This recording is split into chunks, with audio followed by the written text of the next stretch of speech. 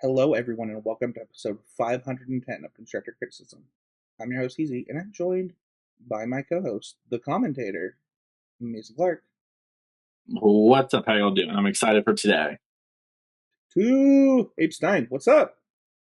My RC may not have gone too well, but I made it to the RC on the day that I planned to arrive and left on the evening I planned to leave. So, you know what? Who's the real winner? Dude, and you gotta play Mario Kart at DreamHack? Come on.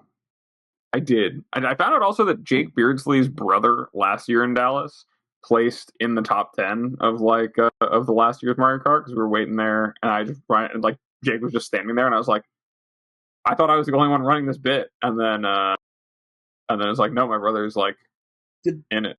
All right. Well, we aren't going to be talking about video games today. Instead, we're going to be talking about Modern Horizons 3rd. This is a supplementary Magic set that Mason Clark got to work on as a contractor for Woods of the Coast. So, Mason, what are you doing on the show? Are you allowed to be here?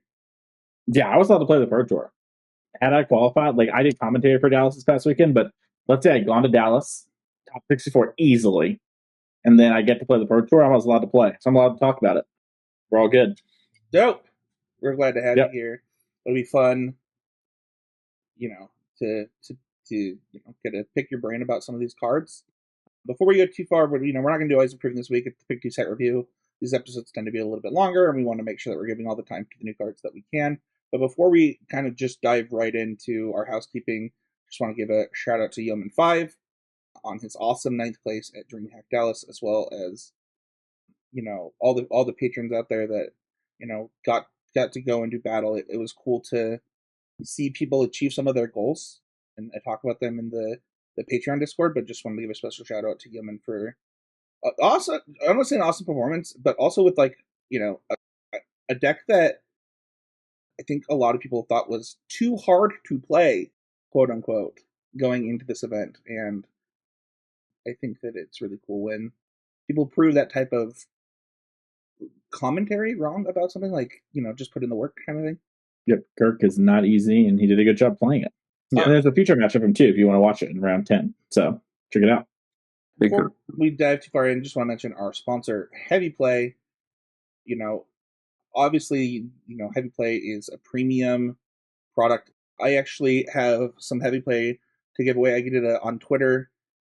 The podcast gave away a deck box and stuff. I got to go mail that out. So I just wanted to say that I haven't done that yet. It's for those who won, but I will be doing that. And if you want to check out heavyplay.com, use the code CCMTG for 10% off. It was really cool to kind of see the demos on the regional championship. If you got to watch some of the way that they explain the playmat and the way that they show that type of stuff, I think it really did a great service to the product itself. So use the code CCMTG and get those awesome playmats. Like Abe said last week, anywhere you're shopping, just use the code CCMTG. Just make it just run it part of your daily routine. And then don't forget to check out Untapped GG. Use the link in the show notes. That gives us a kickback, as you're going to be preparing for SCG Vegas this weekend or things like that. Oh, I guess it probably won't be on Arena before Vegas because it's a pre-release. But as you jump in the Modern Horizon 3 streets on Arena, use Untapped GG for the best overlay in all of Arena. Okay, Mason, what is a Pick 2? Pick 2 set review is the way we do set reviews around these parts. A lot of shows do things like top 8s or top 10s, understandable, but sometimes there's a little bit of awkwardness, right? There's hey, this is my 10th, but really it might be here, blah, blah. There's a little bit of weirdness. So instead, we pick 4 categories, and we talk about 2 cards each from those categories. That way we all get to talk about the things that we're thinking about. We'll explain each category for you real quick, and we'll say them as we start. So sleepers is where we're going to start off. This is sort of cards that we feel are being slept on with how good they are or maybe not talked about enough. Kind of imagine these cards as sort of things where it's people are not talking about this. This is much better. Or people aren't giving it the credit it deserves. Favorites are kind of, as the name implies, these are just some of our favorite cards in the set. They could be for power, could be for play pattern, it could be for whatever. Hopefuls are cards that kind of hope make it, but we're a little lower on. right? A hopeful might be a card that's kind of like an honorable mention in other set reviews. And then hits are, as you might guess it, these are kind of our picks for like top cards of the set. Things that I was like, hey, if I had to buy like 2 cards, these would be 2 cards I would not be, upset about buying. So that is it when it comes to the categories. And first up is Sleeper. And I am actually first on the docket here on our show notes. So I guess I'll jump right into it with my first sleeper of the set, which is Hairghast Erupting Nullkite. This is a legendary creature, Eldrazi Dragon 6/6. It has Emerge for 6 red, so 8 total mana. When you cast this spell, you may exile your hand. If you do, draw 3 cards. Flying, and then each creature spell you cast has Emerge. The emerge cost, is equal to its mana cost. So if you haven't been playing since Shadows over Innistrad, or haven't interacted with these cards, they're not super popular. Emerge basically means you can sacrifice a creature in play to pay the colorless part of the mana cost. So, for example, here with Hairghast Erupting Hellkite, the 6 part, I could sacrifice something like a Mirror Enforcer, and I only need to pay red. All creatures now gain this ability, so you can pay their mana costs by sacrificing the creature in play. The creatures don't pay for colored mana like Convoke does. So, for example, like if Spencer wanted to emerge a Murktide, he could sacrifice a 5 mana value creature, but he would still need to pay the blue off Hairghast. And this is a really weird creature is it? Yeah, I needed to think of a creature with colors, and I couldn't. I just freaked out. All I heard was Ragavan, and I kept trying to say Ragavan. So I was like, you're not gonna merge a Solitude. Yeah, a Solitude emerge is nice. Also, I have evoked Solitude, and then I put an Elder Deep Fiend into play in current Modern, and so maybe I'll do that here. Who knows? It's an option. But Hairghast is a really weird card, and I understand why people haven't talked about this card, because it doesn't look like a card that does anything. But I think the missing piece for this card, and what I really want to do with it, is in Affinity, your Mirror Enforcers, which is a new one in the set, Frog Mirror Enforcer, which basically is a Mirror Enforcer and a Frogmite combined into one card. You can emerge off them and then pop Sanctum of Ugin. And you can also cast your Mirror Enforcer, which pops your Sanctum, which is nice because Sanctum can search up other Mirror Enforcers, so you can just chain 4/4s together in the mid-game, which is kind of nice. And by the mid-game, I mean turn 2, turn 3 in Modern with your Affinity deck. But you can also just go and grab one of the big Eldrazi Titans and then emerge them off Hairghast. So the 2 that jump out to me is one, the Kozilek from the new set, which costs 9 colorless exactly. So you can just cast it for free. You just get it into play, which then makes your opponent manifest 2, and you can make yourself manifest as well. And then you draw a card for each card manifest, and all colorless creatures get +3/+2. So in your Affinity deck, it is an Anthem and Mind Twists your opponent and draws you a bunch of cards. And your Hairghast is going to draw you 3 cards. And you can stack the triggers to where your Sanctum of Ugin's on the bottom and your Hairghast is on top. So you draw 3, search your deck, find it, and then you can put in Kozilek. You can also put in Emrakul the Promised End as the other idea I have with this card, which is, the 13 mana reduced its cost. It's very easy to have that card only be 1 or 0 mana off the Hairghast. You emerge it without spending any mana. You mind control your opponent. You have, make them attack terribly, attack into them. You have a 13/13 flying trample, protection from instants. I'm sure there are other things you can do with Hairghast, but that's what I want to do. And that's why it's my first sleeper, because I think this card actually has a lot of potential. Also, with lands in the set like Arena of Glory, which gives haste. I think this card is really cool. I think that when this card was spoiled, I thought that it looked really good, and then nobody talked about it. I have a question. I don't know if you know the answer to this. Is there like a flavor reason that it's legendary? It's an Eldrazi Dragon. I think it's part of the subset of things because it's named. It's Hairghast. Yeah. I think that's the reason. No, I think this card's really cool. I think that giving all of your things emerge is probably a better line of text than people would guess. I am kind of in love with the idea of casting a Kozilek for effectively red at a point where you have a Mirror Enforcer. You emerge this off of something. It's 9 mana in play. Your Kozilek has emerge. You sacrifice this to emerge the Kozilek, and then it's just a lot. That's and you also draw a bunch of cards. You get to manifest cards from your hand. They have to manifest cards from their hand if you want to. You draw 2 to 4 cards. That's some powerful magic right there. I don't know how a lot of decks beat that happening on something like even turn 4. Like that's, especially when a lot of that's cast triggers, like that's a lot to be doing for not a lot in what sounds like already a pretty proactive environment in terms of, you know, if you're doing it off something like a Mirror Enforcer, or maybe just emerging something else, or you're powering out a Delve creature to be able to emerge this, or you know, any of the large creatures you can get in play for cheap. Maybe not Fury because that one's banned, but you know, and this doesn't have flash, but there's like a lot of things you can do to make this happen. And the card on its own, even just in that kind of shell, even if you don't have the Magical Christmas Land of doing that, is still like really sick. Turning, you're like, okay, I've dumped all my artifacts into play, and you know, have this Mirror Enforcer, or I've fueled Delve and got my Gurmag Angler down, and now I'm going to refuel off of that card and have this powerful effect that's going to potentially enable that, or you know, I have these big spells in my deck or big creatures in my deck that I want to be able to get out, like even just like an Archon of Cruelty or something. They're all like options you would have. Just think of the biggest thing you can put into play. That's really, I have not thought about that angle with this card, and I think it's very, very cool.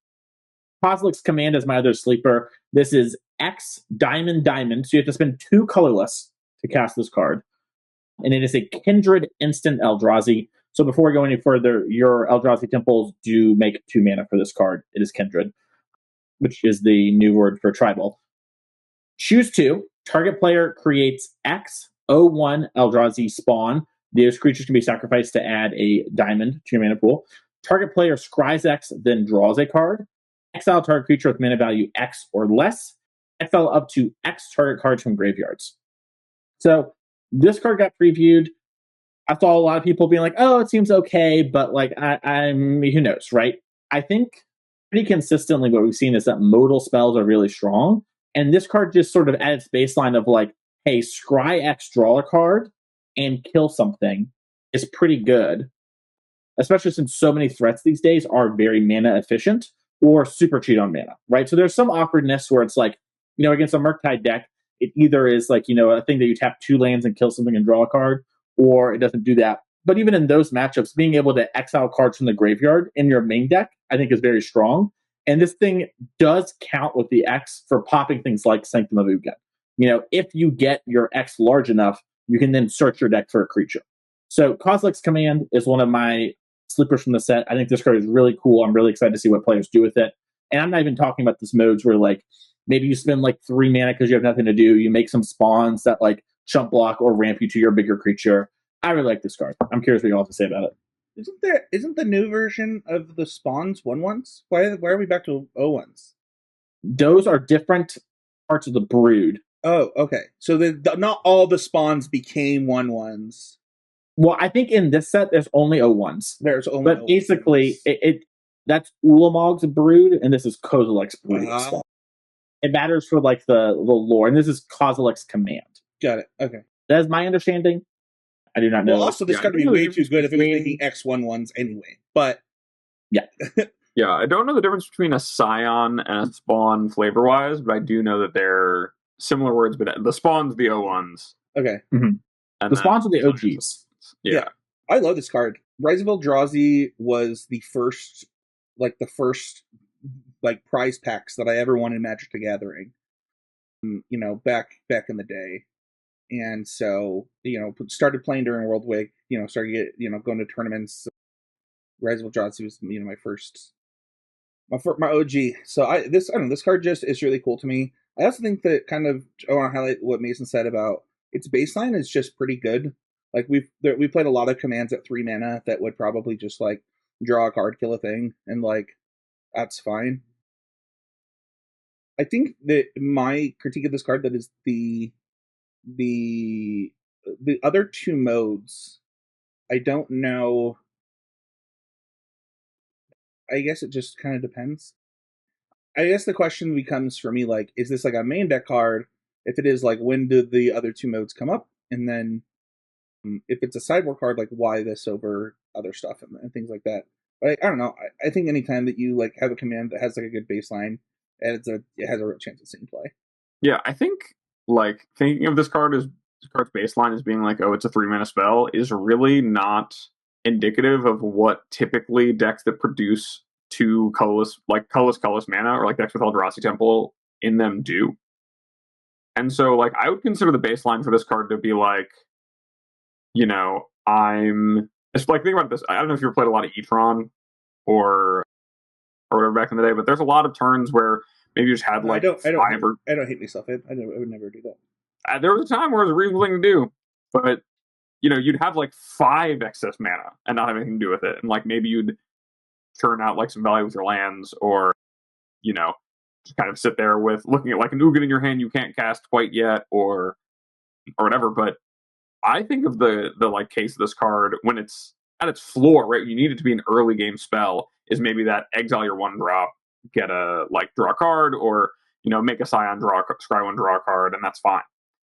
I think a lot of times if you have like even just 2 copies of this card in your deck, that's like a Tron deck or you know, some sort of Eldrazi Temple deck, this can very quickly be, all right, I will make 5 permanents, scry 5, and draw a card. Like, when you start thinking about this outside of the X=1 capability, this card is so powerful. And I think that oftentimes, because of the way that like commands are as like either monocolor or multicolor cards and how they're played, like it's kind of fixed what they can do, we don't really see commands that scale.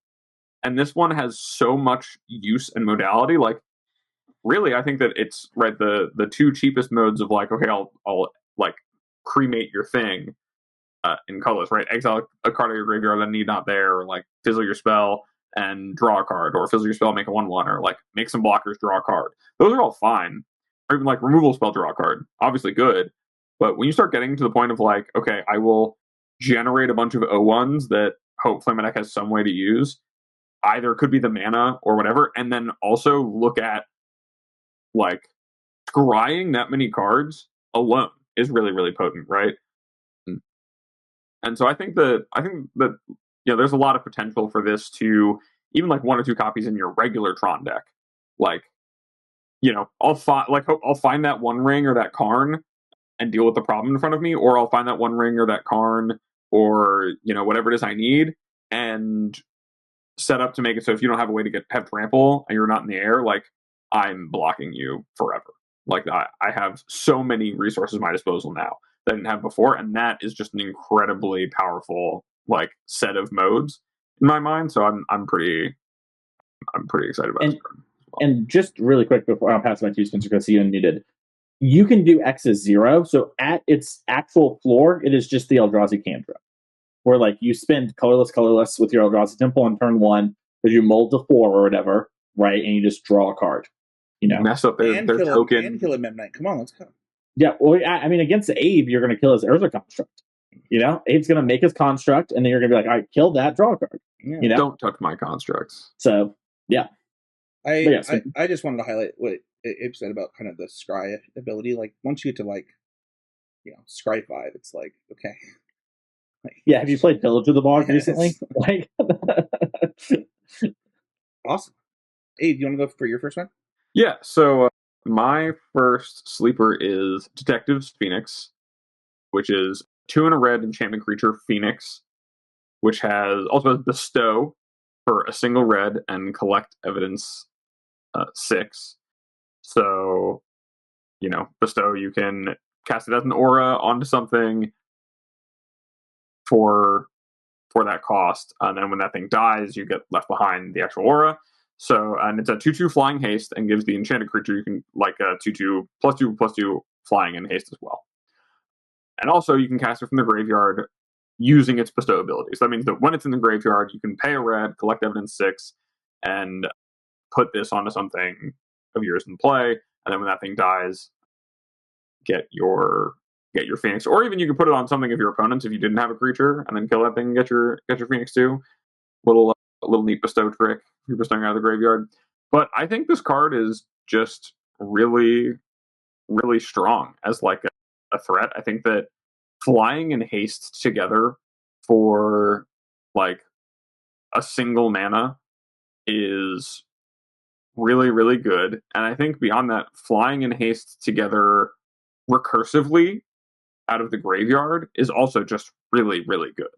I remember playing a lot of Hollow One back when that was one of the best decks in in Modern. And like Flamewake Phoenix being a 2/2 haste that you could get back out of the graveyard repeatedly, along with like your Bloodghast and stuff, was a really strong angle of attack in that world. And obviously Modern has changed a lot since then, but something that has not changed is putting big haste creatures into play, and especially in the air, is a very, very strong thing to do in terms of pressuring your opponent. And the ways that you can get, like, I mean, we've already talked about Mirror Enforcers or whatever, but you know, even in that deck, if you cast a Burning Inquiry and then like get some Hollow Ones in play, and you have a red mana lying around, like they're taking 6 right then and there, and you're leaving behind a creature when they kill it, and that's just a very, very potent thing to do. So I'm pretty high on this card, enabling things like that, like decks that are trying to just cheat into play big creatures, and also like turn through their deck either using things like Burning Inquiry or, you know, various other like, you know, tidbits of like self-mill and things like that as a way to power this card as like a way to push through getting your creatures like eaten up. I think it's something I haven't seen anyone talk about using in anything, when I think it's very, very it's a lot of value. You get that permanent, which is not only making the creature you just played better, but also leaving behind a Windbreak that also keeps on coming back. And the more you're using things that are cheating, you know, this into play, like the more you have ways to collect evidence. It's not even just like remove. It's not like Escape where it's like remove 6 cards from your graveyard. It's just mana value 6. So it's a lot easier to get back than it looks like, or a lot easier to cheat down for a single red than it looks like. And I just think it has a lot of potential to push a lot of decks in a really, really strong direction. I love it. I think that one thing that I'll say on this card is that if there's anything that we just learned, it's that collecting evidence is actually a lot easier than it first appeared in my head when we like first saw the ability. And that's so like collect evidence in 6 might seem like a lot, but I just don't think it ends up being as much as we think it will be. Yeah, like the Lord of the Rings land cyclers, like most of all of them except Lorien Revealed, I believe, pay for this. And so I guess I don't know, Eagles of the North is 6, I think, but it doesn't matter. They basically all pay for it. Your deck can get the colors for it. And I think that matters a ton. I think this card is great and stuff that like Abe was talking about. Like, this seems like an awesome card for Dredge in my mind too, where maybe this opens up some weird like familiar stuff. You know, and stuff, you put this on here.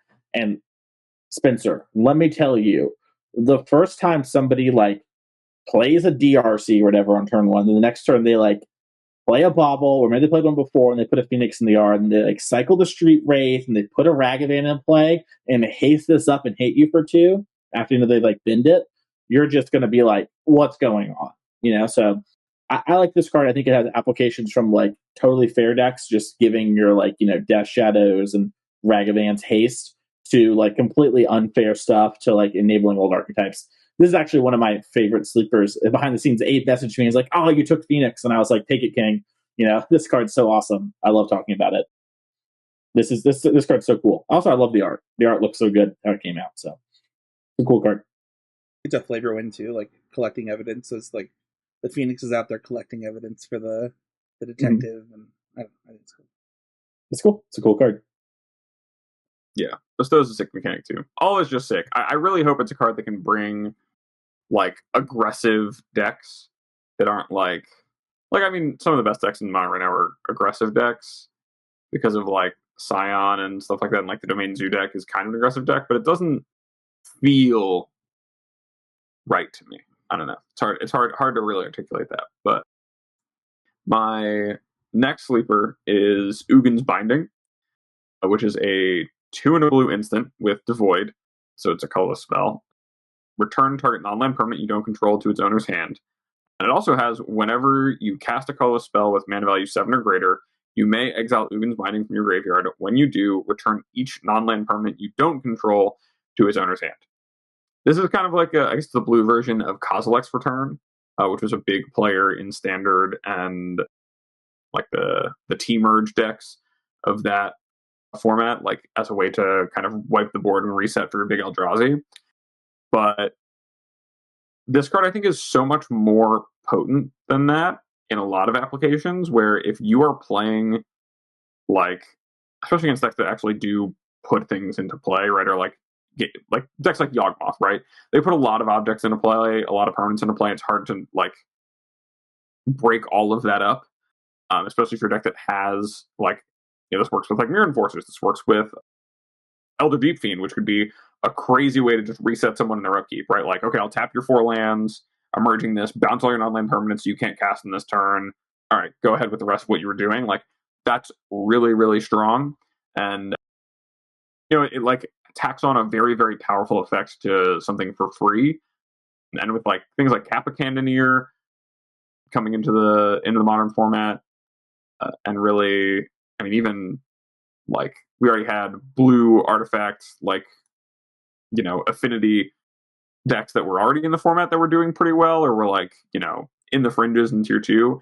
Seeing them gain something like this, even as like a sideboard option for the matchups where you need to clear the board or you need to like push through things, is just really, really cool. And I think it has a lot of potential for application and just blowout and end games by existing. It's a lot of free value if you have ways to make it happen, either by like casting the spell isn't necessarily the best, at like the rate's pretty bad, but if you can get it in the bin and just trigger it, it's hard to interact with and like really, really powerful.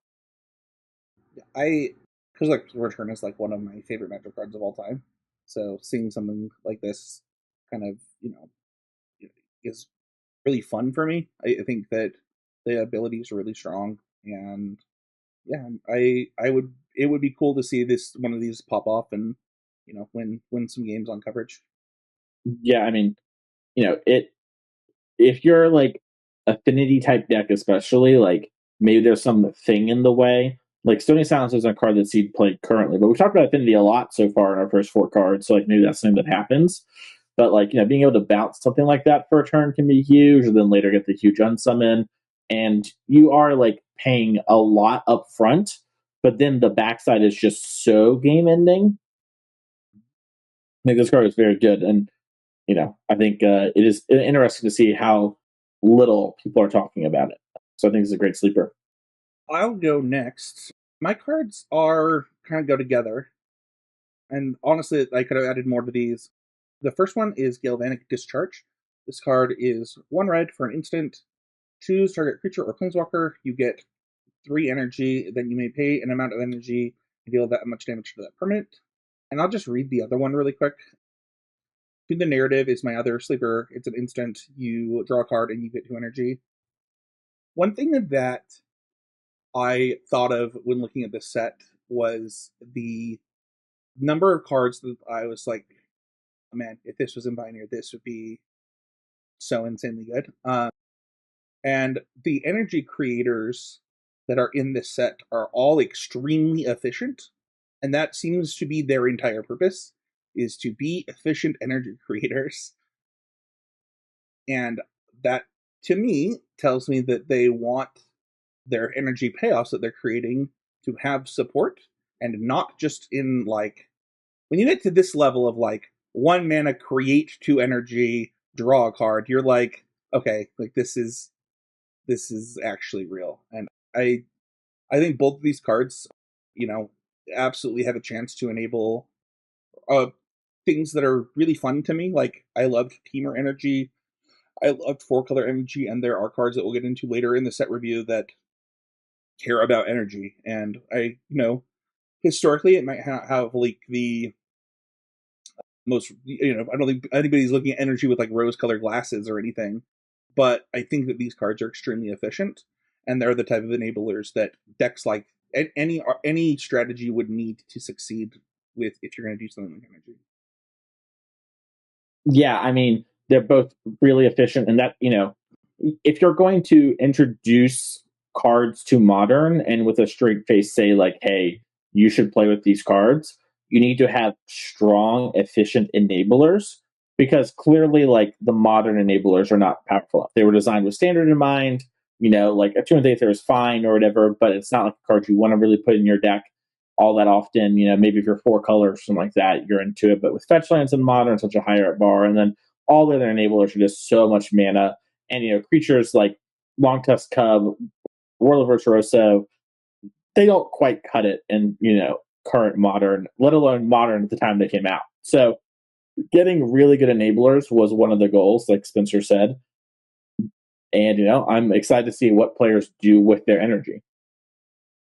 Yeah, I mean, I think Harness Lightning priced at one that also hits Planeswalkers is the right rate for it to be an effective card in Modern, and we've already seen what Unholy Heat does.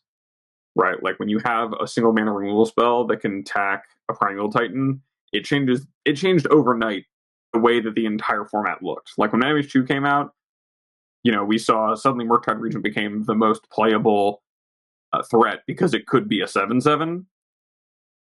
Galvanic Discharge can overshoot that if your deck is built to, right? Like now suddenly the rule is I just have 1 mana, destroy target creature. If I'm churning through and generating enough energy, and the rest of the shell to support that, if that's the payoff that matters, along with the other like strong energy cards that are in the set, that just that can change everything about a format overnight, in the same way that Unholy Heat did, just a few years ago. Yeah. I think that resource management is like one of the, obviously it's one of the pillars of this podcast itself and in the way that we talk about it, but it also is like a pillar of Magic strategy that is the most fun and interesting to me. And so, getting to enable resource management, the mechanic, is really fun. Yeah, and it's, like what Abe said too about scaling stuff and like managing, like Spencer's saying here. Let's say, I got like discharge your Ragavan. All right, well now my like kill spell has a little bit of upside too, right? Now I've got 2 energy floating in the Aether, and maybe something like Aether Spike becomes a much harder card for you to play around, or I'm able to like save up to kill your Murktide Regent in a way that my Unholy Heats could not, So it's a very interesting card with obviously Unholy Heat, if you had to compare just one card each being cast by themselves, I guess technically this card's even better. It does 3 and Holy Heat does 2 by itself. But if we assume when Holy Heat's enabled, it does 6. But also Holy Heat doesn't turn on your counterspell, or your Aetherworks Marvel, or your Aether Revolt, and that kind of stuff I think really does matter. And like Spencer said, I think managing your energy and what you're going to do with it is super cool. So I'm really excited to talk more about those cards. I see them listed for some of y'all coming up. Let's move on to favorites. Abe, let's have you take it away with your first favorite. Yeah, so my first favorite from the set is Estrid's Invocation. It is 2 and a blue for an enchantment that says you may have Estrid's Invocation enter the battlefield as a copy of enchantment you control, except it has to be for upkeep. You may exile this enchantment. If you do, return this to the battlefield under its owner's control. This is a reprint from one of the commander sets back in 2018, but I think it's really cool what this card can do for the Enchantress cards from MH2. Like, even just at like surface, pairing this with like an Abundant Growth, like creates a way to just continually triggering draw engines with a solitary confinement just feeds that alone. But also like make it like this seems like a card that can create that kind of end game for the Enchantress deck, which is something that felt like it was so loved to see it come back or have the opportunity to come back in MH2 that I'm really excited to see this potentially be a piece of that puzzle. And I love that, even though I'm not like, I do like the Enchantress decks and I have enjoyed playing them before, and I was excited for them too because I had fond memories of the Legacy Enchantress deck back when I started playing Legacy in general, and it was like kind of this cool fringe archetype. But it's cool to see that kind of support kind of bleed in and that kind of tuning towards some of the cool things just from the last Modern Horizons set. They're easily enabled by this, and anything that triggers on like, Constellation, or even just having this like level up along the way, right? Like you could have it be, hey, okay, I'm drawing X card every turn to, okay, now I'm going to, copy this other enchantment I need because I need, another Ghostly Prison effect or whatever it is, or like I need this now to be my kill condition. It's just it's a cool effect, a strong effect, and it allows you to have just a one of that can fill all these roles that I feel like the Enchantress deck was missing to get there. And it might not solve all the problems in Enchantress, but it's cool to see cards like this come in. So it's one I'm excited to have join the fold. I think that people were just really excited when this card was showed to be in the set. I saw Twitter was like pretty hyped on this one. There's like a subgroup of players that I think really, really enjoy, Pillow Fort or Enchanter style decks, and this just really gets their grinds going. I'm pretty sure this can copy Nerds Saga, correct, Mason? Yeah, I can copy an Urza Saga, and then you can bounce it to your hand before it goes away, right? Well, yeah, flicker it out and then Yeah. come back. Yeah. That's- Yeah, it's a nice one. I noticed you noticed the Urza Saga cards, my friend. No, I like this one. Enchantress is a cool deck that hasn't really seen a ton of modern play, and is a deck that weirdly needs critical mass of things and specific things quite often. You need a way to keep drawing cards, right? And you need multiples of those to continuously keep going. So this thing being ability to be sort of the second copy once you find the first of anything, I think is really great. Yeah, my other favorite from the set is Reckless Pyrosurfer, which is a 1 in a red 2/2 human scout with haste. And it has landfall. Whenever land enters battlefield near your control, Reckless Pyrosurfer gains Battle Cry until end of turn.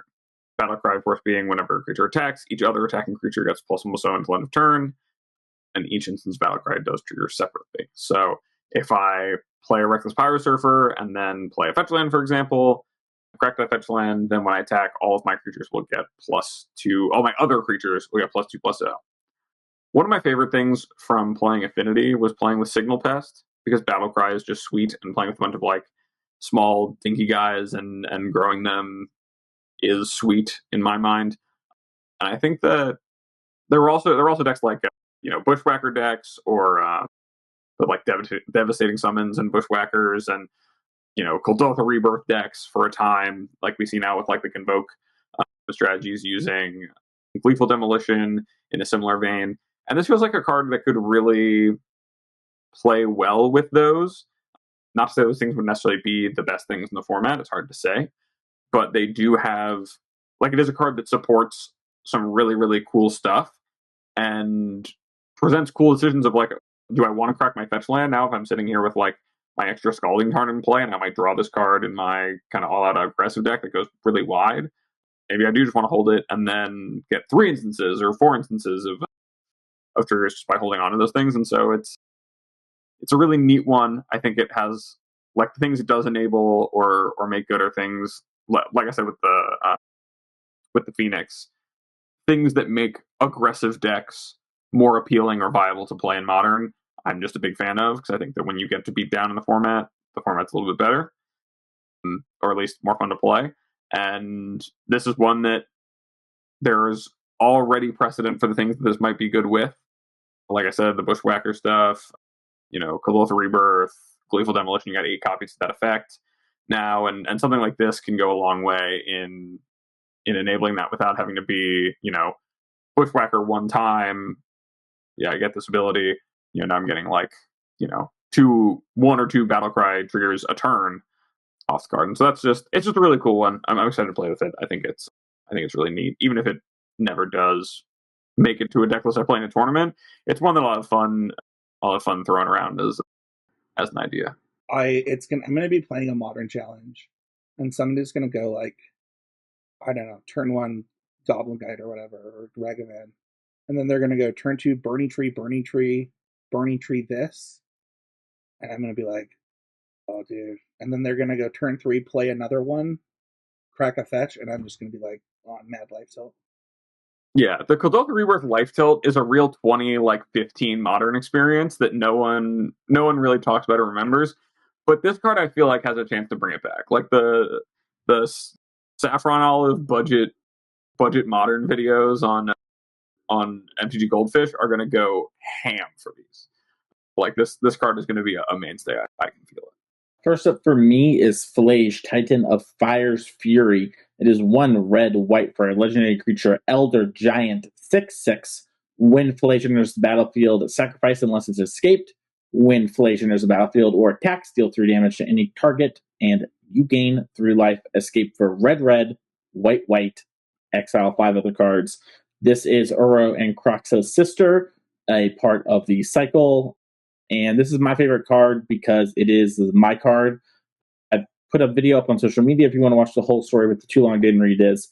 we need a card in the set. I knew the lore of Flage. I pitched this exact mana value and everything with the text box. Obviously, part of the text box was pre-written for me, but and it went over so well. We made it into a mythic, and yeah. In card design, you don't really get to say a card's yours very often because, like, you pitch something and something changes, or it's collaborative, or someone else was a part of the process, and it's like a very team effort thing. There are very few cards that are solely one person. And there are some cards on the list here that are like I have a huge hand in that have a lot of Mason in them, but this one is all me, and yeah, it's gonna always be my favorite Magic card. So I mean, it's gonna put it in the set review somewhere. Put it in favorites. I also think it's just strong. Now that we're done talking about me, I think this card's just good in one-ring decks. I think it's just good in mid-ranging decks that interact. I think this thing buys you time to get to your one ring.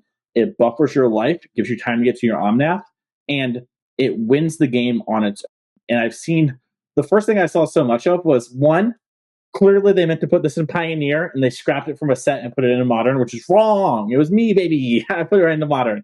And two, it was, why isn't it just Lightning Helix? And I'm just going to, I put this on social media and I'll put it here really quick. At red white, it is just too good because it is also a thing that wins the game. And maybe it isn't like actually too good. Maybe if we put it out there, it ends up not, like being extremely oppressive. But we felt like it was going to be, and we play with ranges, and it's just so much easier to put it at one red dub, and it's just a much more balanced card at that rate. Excuse me. So I love Flage. I understand if you don't, someone doesn't, but yeah, this is my favorite. I think it's a pretty good card. So, Chris, you all to say anything. Do you reach out to Lucas about the art? Oh, the artist? No, I plan to reach out about it soon, and I'm going to try and get the original. Lucas, if you're listening, hook a brother up. Let's go. Yeah, I think this card back in, I don't know, 2015 Modern, I guess we could, if that's the number we're using, Abe Epstein would have gone ham for this card. He'd snap this up so fast, he'd be like, look at this Jeskai control bomb.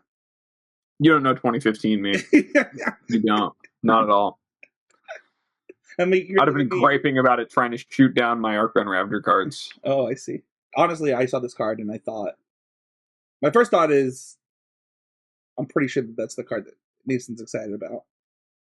My second thought was, is this like this is like in between Kroxa and Uro in like power level in my head. And I showed it to my friend Matt Kling, and he was basically had the exact same thought. He's like, yeah, it's like right between those two in power level, and like Kroxa already sees some modern play sometimes, so like this probably ends up like being a one of in some list at some point, if not a two of in some lists. So that was my initial thought. I gotta say, I'm actually just most excited to try playing some copies of this in like just Modern Burn, because I love cards that are playable solutions to the like, oh, I flooded out, or like, I like that are not just like, okay, I put another Canopy land in my deck, and now like I'll kind of manage the range. It's like, this is a real way to add resources for burn to your draw, and that on its own, it's like, sure, it's a really slow Lightning Helix, which maybe your deck can't afford depending on what the matchups look like. But also it is a very real threat on its own that will force your opponent to continue to have removal for things that are not just like dinky one drops. And just like 5 cards out of the burn deck is not very difficult when your deck is all cards you're putting into the bin, between fetch lands, canopy lands, creatures, lightning bolts, whatever. Like it can present, I imagine, like even just like 2 copies of this, finding one can present a pretty real endgame of, okay, like beat this thing 2 or 3 times while I'm still drawing and casting burn spells too. And that seems like a really, really neat application. I think also if games of Modern again get more about managing permanence in play, like a recurring Lightning Helix machine, once it gets going, obviously this card is it's pretty absurd. Like a 6/6 that can clear a blocker out of the way. It's just Inferno Titan. It's like better Inferno Titan. Yeah, it's Inferno Titan that races a lot better, which is saying something. Inferno Titan has fire breathing, and it's a 6-drop. Like it punches through a lot of stuff, but outside of some of the slower decks like the Omnath decks or like the One Ring decks, which I don't think really currently struggled to win the game necessarily. Like once you have one ring, you have all the resources you need. But decks that don't have access to that wealth of resources or don't want to engage in that kind of fight, right, are worried about getting Tidebindered or whatever, this does, I'm sure, a fantastic job of pushing that. And yeah, I think it's a really, really sweet one. And also just the whole story you have, Mason, is actually one of my favorite design stories too. It's super cool to know someone and podcast with someone who pitched a card straight to print in Magic. We have that one community design thing every 10 years or so, and we get Crucible Worlds or Waste Not out of it, and you just got to rock up and just show up and put a sweet character from deep lore and Magic onto a card. It's that all is just so sick. Yeah, it's a really dope and great moment. I don't know. I'm excited to play with this card. I'm also excited to meme with this card. I really want to play some Stifle Knot type stuff. There's the Consigned to Memory, which is a Stifle. There's Dress Down worked with this card. I really want to go into turn Dress Down, main phase this, main phase Kroxa. That sounds like a really fun time to me. So, yeah, I love this card. Next up is White of the Reliquary, which is the card that I played the most for fun with, and I had such a great time with this card, and I'm so excited to play with it. It is the card that I think is the most confusing to me still, and I've thought about it a lot over the last 2 years. So, White of the Reliquary is a creature zombie knight, black and a green for the mana cost 2/2. It has Vigilance, and White of the Reliquary gets +1/+1 for each creature in your graveyard. Sacrifice another creature, search your library for a land, put it onto the battlefield, tap, shuffle your deck. This card does a billion different things very weirdly, and you can do a bunch of odd stuff with it, and it's just cool. I love playing with it. I had a lot of fun, and I hope people do, but I don't even know what I want to do exactly. I've thought about it with Young Wolves and Grazers, and Bloodghast is obviously very strong to treat your Korra home. You can play all your lands from your deck and kill somebody or whatever, but I don't know, the card's just very cool. I don't know, what do you all have to say about it? I was hoping to be able to Dark Depths with this card. That's probably this in Cube with Dark Depths is just an automatic Windmill Slam, awesome thing to do. Knight of the Reliquary is such a sweet card that keeps on. It was a really sweet card when it was printed and did a lot of sweet stuff and had its moment with Retreat of Korra to come back and be the champion it once was. But 3 mana creatures that need to untap to do things are just not what Modern's about, and it's hard for those to live in Modern. But at 2 mana with a really, really powerful ability like this and fueled by creatures, which are also just kind of easier to get in play or easier to do powerful things with, a lot of them. Yeah, I mean, I think there's just a lot of finding the right utility lands for this card is important, but it doesn't have to be Dark Depths for this card to be good. If you're able to play a deck with any of the new what are they, the new rare land cycle from this set, I'm trying to think what the Spymaster Vault, especially is a very, very cool one that it enters battlefield tap unless you have a swamp, but then you can make a creature connive. It's a cool way to turn recursive creatures into substantive value, even with just creature lands or whatever, especially when this itself is a zombie. It's kind of asking to be played with things like Gravecrawler, and that's just really powerful. And it presents a cool puzzle, like you said. Being able to ramp like that while having this creature that continues to grow from the creatures in the yard, and then also continue to generate card advantage. It's just a lot. It does so many cool, awesome things, but what those cool, awesome things are, it does it without feeling like it's going to break anything, right? Without there being any of the lands that are too broken, like Dark Depths being the biggest example in Modern, and maybe not Tutoring Sanctum Vugan, the new most broken card in Magic, apparently. It's a really, really sweet one. The first ever PTQ I ever traveled to, I traveled with my friend Matt Kling, and there was a Knight of the Reliquary in one of our decks. I can't remember if it was near him that played it, to be honest. But this brought a big smile to my mind because I think it was Matt, because I think he lost out on tiebreakers to make top 8 of our first ever travel experience with PTQ, and it was kind of one of those okay, maybe we can go to these things and get opportunities to make to make stuff happen. It was a total brew with Neither Reliquarian. This card brought a big smile to my face when I saw it, of like just remembering Naya Lightsaber and remembering, I myself have played 4-color Night decks, and Commander, even back before Commander was Commander, I had Night Reliquarian in my EDH decks because it was such a powerful effect deck in the day. I don't know. I think this card's just cool. It's not the type of puzzle my brain typically figures out. Like, this is not my puzzle to solve, but I think that when it does get solved, just the ability to search for any land you want and knowing the right lands to play and things like that, and finding the right enablers to sacrifice, things like that. I think that it is just a cool puzzle. I'm going to hit you with one before I pass it off to you, Spencer, with your favorites. Upkeep, or you do the Urza Saga on turn 3, you draw for your turn, you make your construct, you sack something, you search your bounce land, you pick up the Urza Saga, you get to still search your deck, you replay the Urza Saga. One of a million weird things you can do. What are your favorites, Spencer? I actually had a really hard time with favorites in this set, and I want to talk about that just really quick. I just think that this set is really full of stuff. I probably changed. We can probably go to the edit notes. I think I changed like my cards multiple times and put them in different spots and things like that.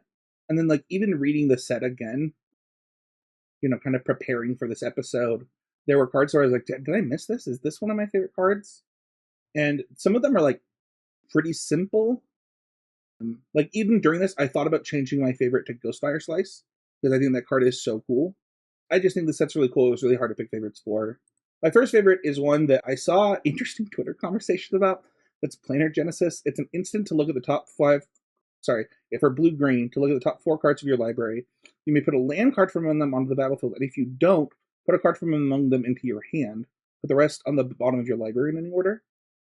And I saw people say this is worse growth spiral, and I thought that was an interesting comparison, because I don't think that is what this is. I think this card is like busted impulse, and I saw this and was like, that's like gotta be. And we've got some pretty good impulses right now. Like the impulse is like the new hotness. This one's like, this is crazy powerful. The fact that like if you decide that it's the land you want, you just get to put it into play. I don't know, that's quite the draw spell. And I think that people are reading this as an explorer rather than reading it as a draw spell. And I think that you'll be much happier if you reverse that in your mind. Yeah, I can't imagine looking at this and saying, oh, this is worse growth spiral, because, I don't know, 4 is a bigger number than 1. And like Impulse is a much stronger card in a deck that is like reactive, but maybe in the market for getting a bit ahead on mana or having access to that. Then those like, Teamer Scapeshift is the exact. I have a friend who's like a huge Scapeshift. Shout out to Andy Worrell, who like we were in Dallas for the weekend, and he heard of this card for the first time, and he just started like writing down in his like notes. It's like, okay, when I get home, boot up Moto, draw out a list with like 4 of this, and what other Valakut cards do we have here? What else can I do with Dryad of the Elysian Grove and Counterspell in my deck? Yeah. What are other friends of the Flooded Grove? But this one is definitely like it's really strong because it doesn't have to be. There's like not a restriction on what the kind of land it is. Yeah. Even in decks like Titan, you might want this as just a way to like get another bounce land at a weird time, depending on what your deck looks like, or you want the impulse to find like the right kind of card instead of something like Explore. It's a very good one. Mason? Yeah, I mean, it is very interesting to see what people compare cards to. And I understand why, because comparing is a good way to learn and to like shortcut. I do think comparing this to Growth Spiral is kind of like saying like, dang, this sports anime sucks, and you're like watching the NFL. It's like, I mean, they're both sports, but one's like an anime and one's people. So like, but like to even comment on what y'all said, like, Spencer mentioned a control deck, right? I would love to play the Wandering Emperor a turn sooner. I would love to like guarantee my land drops. If you watched Aspiring Spike and Young Dingo stream today, he played a Shifting Woodlands deck that was trying to use Shifting Woodlands, which is one of the lands from the set that copies a permanent in the graveyard. He was copying Omniscience. So it ramped him to his combo, And then when he had the Omniscience, he just had a card that looked for his Emrakul to cast and win the game. And so, like, that card is very modal. And yeah, Growth Spiral, like, draws an actual card. He has the land you can put in, but, like, I don't know. It's just not exactly the same. And getting to look at 4 cards, like you all said, it was so much. So I love this card. I think it's really fun. I think players are going to be pleasantly surprised when they play it at just, like, how good it is. And I imagine this is going to be like a cube all-star, like a lot of cards in the set, where it's just like, oh yeah, I like played this in my cube deck, played my thing a little early, or like didn't flood out in the late game, was super excited, or got like my cool land in the late game, picked up my Raging Ravine, whatever, put it into play in my 5-colored greedy pile. It was sick. So I like this card a lot. Yeah, like in that deck you're talking about, Spike, like not only does it help you find the stuff once you have it, like Impulse is better in those kind of combo decks, you're looking for a specific land and getting it into play. If that's the piece you're missing and you find it, you're advancing yourself a full turn cycle and you had 4 looks at it. Well, yeah, also think of Wilderness Reclamation decks, which is the thing that people always think about with Growth Spiral. This helps you find your Reclamation and also gets you to the consistently. Like, how many times have you kept a 2-lander with a Growth Spiral? Lord knows I have. Yeah. And then, like, also, what about the times where, like, you just have this up from your Reclamation that you tapped out with? They don't cast anything, and now you're like, okay, jump ahead of mana. Now I'm going to Nexus of Fate you on the next turn with Counterspell up instead of not. Like, the implications are really huge. Like, I think about MH3 is you got to think about how the cards interact. It's not like MH2. There's a lot of build arounds, and they are very different. We didn't just print mono rate monsters, the set. So. I think that if you go back and like listen to also the ramp episode that I did with Abe, we talk a lot in that episode about how a lot of times ramp decks are like they're either trying to win as a control deck or they're trying to win as an efficiency deck, right? And this card really, really goes towards the first part of that, where you're finding your specific answers, and it gets to act as a bridge spell if you need a bridge spell, but it also gets to act as a way to find your Titan or your whatever. I think I just really love this card, and I'm sure everybody that saw the set was like, "Oh, Spencer's going to like this card because it's my type of card." The next card, you might not know that I enjoy, and I have dabbled with, and that's Guide of Souls. This card is a human cleric. It's a 1/2, and whenever a creature enters the battlefield under your control, you gain a life. Yeah, let's go, Soul Sisters! Woo! Woo! Okay, that's it. No, it also makes an energy whenever those creatures enter the battlefield, and whenever you attack, you may pay 3 energy. When you do, put 2 counters and a flying counter. It's not until end of turn on target attacking creature. It becomes an angel in addition to its other types. Man, I think the first 3 times I hit Mythic was with Soul Sisters, and on Arena back in Historic back in the day, and this card's way better than like most of the cards that I played in that deck. No, this card's like really powerful. If you need a Soul Sister, it's got to be the best one now. And I don't know, I think this card's really powerful. I love cards that both ask the question, like, do you want to gain life? Do you want to do this thing? And then also give you, a payoff for doing the thing. It's all in one cute package, Abe. Yeah, I mean, if you're, like we were talking about earlier, like if you're an energy deck or looking to get additional value, not only are you getting whatever your life gain synergies are with this card, you're also building a resource to use like on later turns with whatever your payoff is. And it's just like, and that payoff could just be, okay, I want to like jump my big creature and get it over you. And that value being sticky is really good. It passes the Renin 6 test / the Bowmaster's test. And it also, I'm sure there are things in the set. I mean, I know there's one we'll talk about later in the show, but like this enables you going infinite by giving you a stream of energy for a lot of the cool, like there's a lot of designs in the set. We won't talk about all of them, which are like old reserve list cards and like old real favorites of, and kind of like mainstays of the cooler things you could do in like Legacy or old school Magic, but are redesigned with energy as kind of the limiter on them. And this is a card that very easily and efficiently can break those limiters while also doing all those other things. So definitely a really, really cool one to see as like and a go-to if you're trying to do something with energy and creatures. It it can enable that pop off and also on its own just be a really solid card. Yeah, this was going to be one of my hits. Like, if y'all hadn't put it down earlier, I think this card is great. Spoilers, this is also a me card. This one's mostly me. So I was like, whenever we had Soul Warden that gave us energy and life to make some of these things happen. And we ended up with a different bomb ability, which I would give a shout out to Dominario's Judgment, a podcast I love. Ari, read the rest of the card, dude. The energy's right there. Ari's like, what are you supposed to do with the energy? You're supposed to kill your opponent. Jump the thing. And I think this card's great. It works so well in multiples. Like, imagine you played this on 1, and another one on 2, and then another creature, and you attack for 3 in the air, like a 3/4 flying attacking on turn 2. I think this deck card is great in Soul Sister. I think it's great in Humans. I think it's great in combo decks. I love this card. I think this card is really good. I think it's really powerful. Yeah, it is really strong. Also, I'll just say this from like a design perspective. I really like it when you build something that people already are really big fans of that maybe aren't the best, and they're always trying to do it.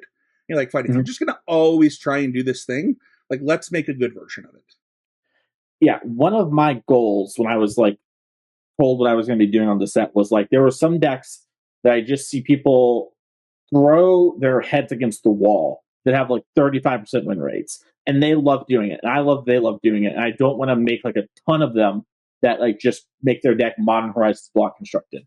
But it's like, if I can give a Soul Sisters player 1 card, maybe 2 cards that really help them out and take their deck from 35% to 42%, it is not the end of the world. Like, if that's like the best that can happen, that's great. So I'm right there with you, Spencer. I love this card. I think it's great. I can't wait to play, this in Historic. It's going to be sweet.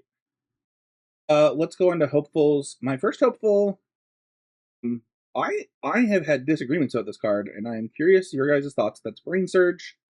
It is an instant for 2 and a blue, and it's draw 4 cards, then put 2 cards from your hand on top of your library.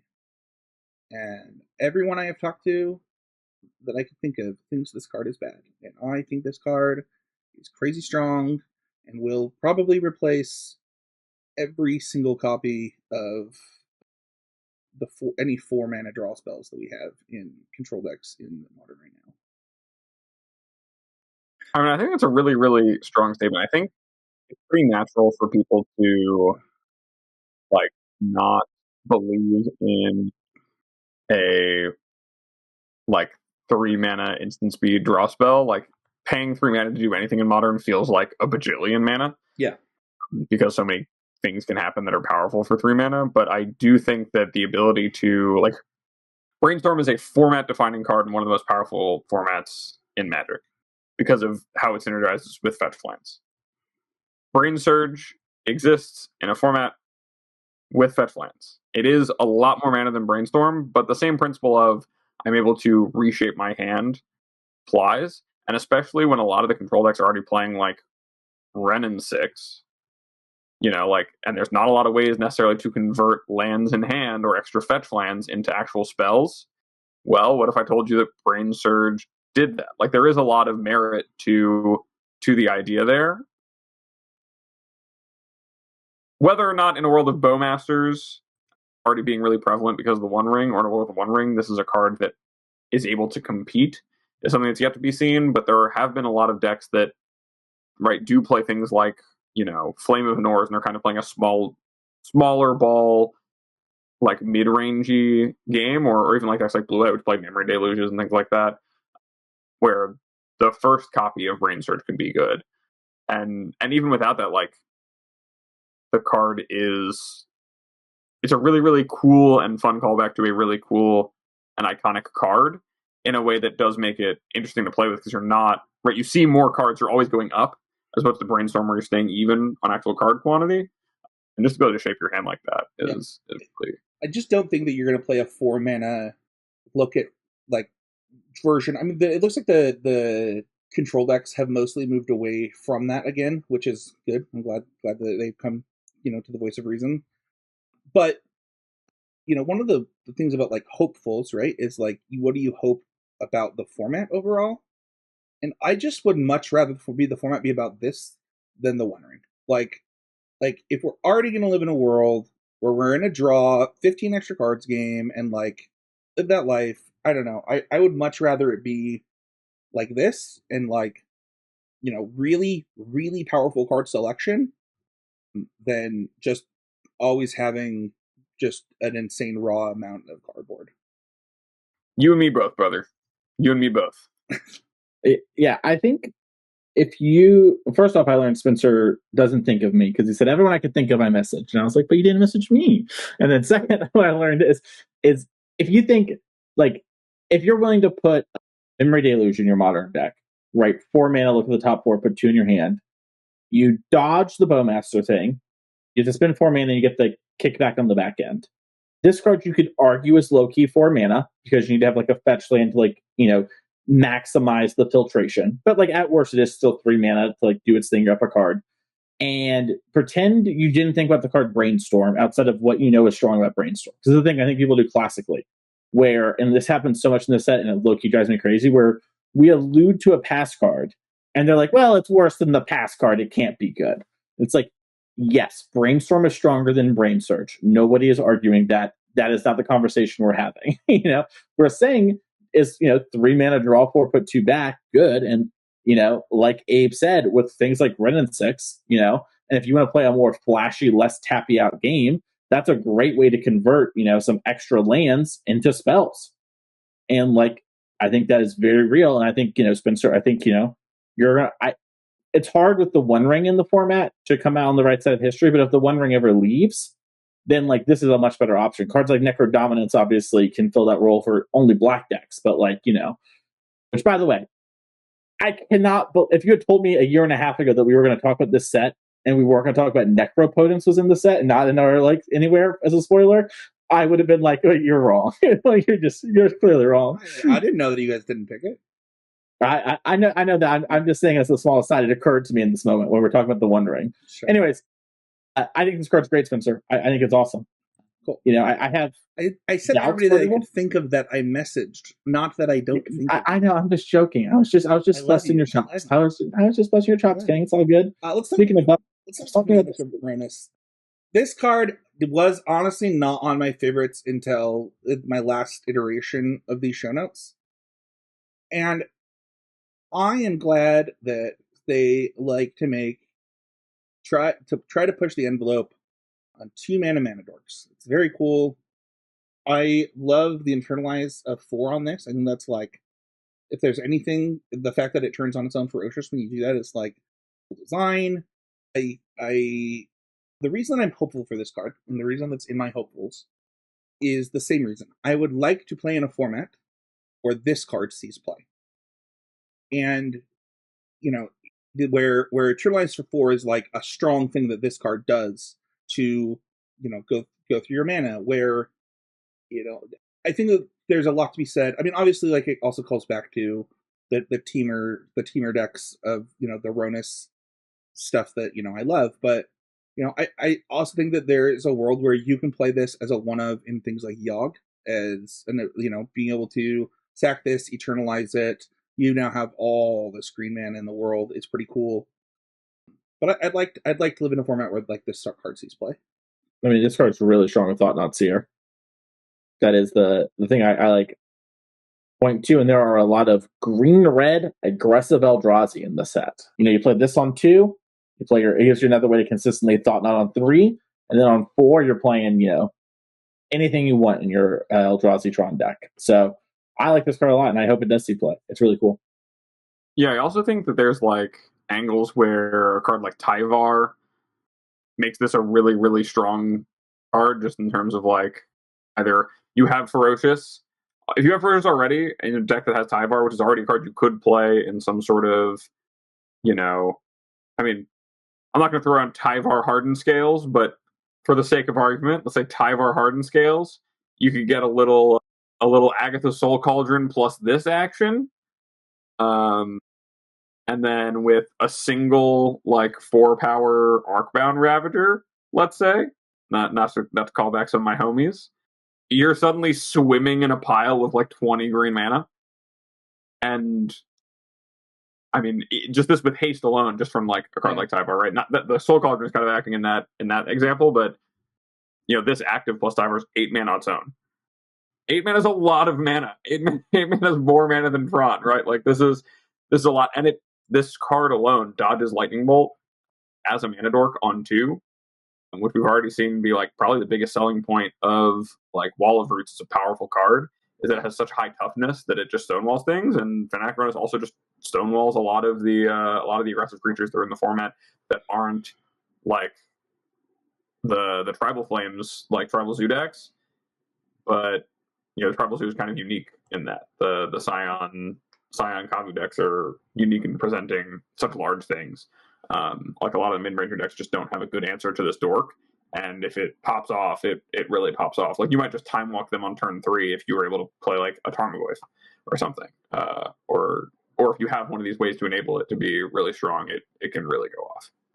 Yeah, and we talked about White of the Reliquary too, right? Like this could be a thing that you sacrifice, and then the white is reaching the 4 power you need, which is also probably a Tyvar deck in some iterations. So, Mason, you want to go over your first couple? Yeah, my first one is Fel Exuberant Shepherd. This is 1 and a white for a legendary creature dog 2/2. It has flash, and whenever Fel Exuberant Shepherd attacks, exile up to 1 other target non-land permanent. At the beginning of the next end step, return that card to the battlefield under its owner's control. If it entered under your control, put a +1/+1 counter on Fel. The only reason I have this is hopeful, because it was almost a hit in my mind, is the simple fact that like this is a card I love playing with. I think it is very fun, and it does a lot of weird things, enables a lot of cool strategies, and I am hopeful that she lands. I think she will, but you never really know, and you don't want to know in game design like exactly where things are going to go. And Fel is just a super fun card to play with. I love playing blink decks. This card can blink your opponent's stuff, which comes up a bunch too for like her power bar. Like flicker your Chalice of the Void, flicker your Saga Construct. All that kind of stuff comes up in really real big ways, and flickering your own stuff can be huge too. So I love Fel, and I also love the art. Best art in the set. Also, shout out to the real Ophelia, the real dog that this was based on. I got to hang out with when we were doing it. It was sick. This is the set lead's dog. He talked about that in the story. And dogs do dope. This dog's dope. I love it. That's dope. I like that this card has flash. I know that's like kind of whatever, but like them not expecting it to come down like is kind of a cool part of this. So I really like that. Have any thoughts? I feel like this is actually secretly the modern equivalent of Rafine, in terms of like this is a card where if you cast it on turn 2 and are able to attack with it several times in a row, you're going to accrue a ton of advantage and snowball the game on your own. And like on your own, like, right, this will be an attacking 2/2, blink your thing, get some value, now it's a 3/3. Blink your thing, get some value, now it's a 4/4. And it doesn't, unlike in standard where like stats and creatures like matter a lot, games of inches can really take place in modern. And like if your opponent if their opponent leaves themselves susceptible to this thing attacking for 1 turn, it can just swing a game around for a deck that's really based around permanents being in play. And that is really, really cool. And I hope that it's a card that gets to have its time in the sun of like really like being a card that does its thing. Because its thing is really sick. Like Restoration Angel is one of the coolest cards of all time, in my opinion.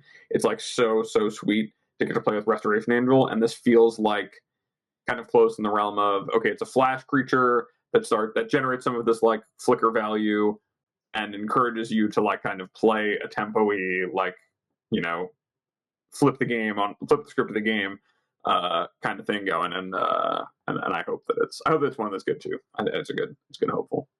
Yeah, it does a lot of weird things you wouldn't think about. Like I've done like flash this in on the end of your turn, play Fable on my turn, attack, flicker my own Fable, get another Goblin. It's just kind of nice. Same with Seasoned Pyromancer, along with all the other things. So Fel is a nice card. I really like it. And I really want to get the actual dog to like sign it. I want to get the dog's like foot in like little ink or whatever, and I want it to be like paw printed on the card. That is like a life goal of mine.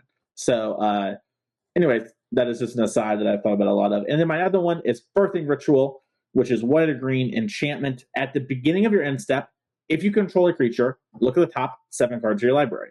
Then you may sacrifice a creature.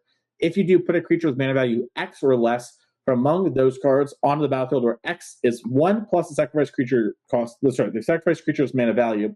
Put the rest of the bottom of your library in a random order. So, I mean, this card obviously is like an allusion to Birthing Pod or whatever, even in the name. This card just does like a lot of really cool value-y things. And one of the things I really like about this card is you don't have to sacrifice until you look at the top 7. You kind of know what you're getting before you have to pay that cost. And that is really nice for this sort of deck. And this card has some really weird deck building implications. And I really like the idea of playing like a Bant or Naya creature-y value deck. That sounds like a lot of fun. But like the evil part of me is like Scion of Draco, Allosaurus Rider, like that kind of stuff. What can you do with it? And I think that, that's the sign of like a really great card in my mind. I'm really hopeful this card will see a lot of play. A lot of people talking about it in Yawgmoth. I hope it sees play beyond Yawgmoth, I should say. I think that stuff is really cool. And I've seen not a lot of conversation of it outside of that. And I really hope it does, because this is one of my favorite cards in the set. I think the thing that I like about this card is that if we were to just put Birthing Pod back into Modern, it would become an egregious combo deck so fast that it'd be wild. And this card doesn't allow for that because you're not tutoring. You'd have to get pretty lucky pretty often to like have that happen. So I like that about this card. Yeah, I think that kind of in the same way that, Birthing Pod, right, was supposed to be a card that kind of promotes this gameplay of, okay, you're moving up the chain, you're playing creatures, they're turning other creatures, but obviously it was very abusable. This not being abusable is really cool, and it almost feels more like it has potential to be its own kind of survival of the fittest in terms of enabling a world of its own of like, okay, this is how I'm playing the card, and it's going to have this play pattern of, maybe I'm looking for my combo thing, but I have this fair game plan, or I have already a bunch of creatures, and this is just another permanent that helps me continue to grow that because I'm playing a bunch of recursive creatures. Like, all the modes on it are really cool, and it plays in a really cool way. And it adds a really I think every turn that this is in play for the player playing it, you're going to get to, like, make a fun decision, and as the player playing against it, too, it's like, it puts pressure on you without feeling like it's going to just immediately end the game. And those are just really, really cool attributes to a card. I'm not sure I'm as much as some people are as in terms of believing it in Yawgmoth. Just that the Yawgmoth lists are really tight and really streamlined for the most part. But it is a cool one to play around with. And I think there's a lot of potential to find things to do with it that are worthwhile. Abe, what about your favorites? My hopefuls, my first one. Mason, come on, man. You think you know everything about Modern Horizons 3 and Pick 2 set reviews, both things you worked on on the production of. No, so my first hopeful is Cranial Ram, which is a black and a red for an artifact equipment with Living Weapon. So when it enters battlefield, you create a 0/0 Phyrexian Germ token and attach this to it. And it gives equip creature plus X+1, where X is the number of artifacts you control, and then it has equip 2. This was almost one of my favorites, but I'm actually just more hopeful for it than I am convinced of it being one of my favorite cards in the set, because I am really hopeful for it because it's one of my favorite cards in the set. Cranial Plating and I have a bit of a history. I loved playing Affinity for a very long time, and Cranial Plating especially is a big part of that. That card is just so strong on its own, and the kind of like games you could play with it were really, really sick when they were good. That card hasn't been playable since Lurrus got banned, and it was like, even then, not very playable. It was just like an alternate in your hammer deck as a thing you could go get maybe. But this having Living Weapon means that it doesn't matter so much. It's another threat that doesn't pass like a Bowmaster's Wrenn 6 test, because you'll still get like your plating lying around. You get to play 8 platings between this and actual plating, which means that like all of your Ornithopters or all your random creature lands are still really valuable draws. I want more than anything for like Affinity full of just dinky artifact dudes and like dumping your hand on the board on turn 1, even in a world without Mox Opal, to be something that is worth doing. And I really hope that this card is able to be a part of that, just because I have so many fond memories of that card and cranial plating. And yeah, I don't know. I think that, again, a common theme of my set review, I think Modern is really good when there are aggressive decks you can play, and I think that has not really existed in a proper form for a bit. So I'm really hopeful for all these to make an impact. I don't know if you guys have any thoughts on Cranial Ram. I just thought this card was hysterical. Like when like it got previewed, I was like, what? We're just like throwing living weapons on cranial platings now. And then the art is hysterical. I don't know if you guys got the chance to look at it, but it's like a tiny germ. It's like feet out, like just with this big honking thing on its head. And I just find that really funny. I love that this is probably going to be the first card banned out of Modern Horizons 3 because they like just banned all that glitters in Pauper, and they banned cranial plating before. And just seeing the All That Glitters ban, knowing this is in the set, was just hysterical. So I like this card. I hope it sees play. It's cool. Yeah, my other favorite is Flare of Malice. This is another one that could have been in my sleepers. I think this card is like... This is hopeful for what it's worth. I'm sorry. Yeah, this is one of... See what you did, Mason? Do you see what you've done to us? Mason, I'm going to take the opportunity to play Mason. This is one I'm one of my favorites because I, again, love playing with some of these recursive things. I think with Bloodghast, this card is just really good, but also the ability to, like this, he's playing like a mid-range mirror, things like that. Another way to use Bowmasters matchups where it's not that good. Like a 4-mana big removal spell is fine enough to play in some of these like slower matchups that aren't about anything really unfair. But even if the ability to turn getting like 1-for-1 into 2-for-1 your opponent back, like the instant speed Bone Splinters effect of, oh, you're going to Fatal Push my Voidwalker, like let me actually kill your thing, or like let me evoke my grief and then also like sack my grief to this instead of the evoke trigger to like get value on you. All those things I think are really, really cool. And if fighting over permanence on the board with this effect, or being able to play this with recursive sources of black creatures like Bloodghast are things that are good, those are the kinds of formats I'm hopeful for in Modern. Like those are the iterations from it I think lend to really good gameplay, because it's less about things you can't really fight over, and 1-for-1 people is good, and like getting those incremental exchanges are good. And if we could return to that a bit, it would be awesome. And I think this card is one I hope to be able to bring that about, even if it is kind of scary to say another good card that we're like another card that is good with grief and in grief decks when that's such a prevalent piece of the format. But like this isn't one that's good on turn 1 with grief, even that application. So just having another card that lets you trade up or like generate some free interaction in a way that is not as unlimited or as targeted as Solitude is, but more in a sense of like fighting a game of attrition. I am very hopeful for that being something that's good. Yeah, I think I will probably talk about this with a lot of the flares. Like, I hope that the way that the flares were done is a little bit more of an interesting setup than the other free spells that we've had for the Modern Horizon stuff. I'll be interested to see kind of how it all plays out. Yeah, I mean, the difference with these and the other free spells and most free spells of the past is they are not free.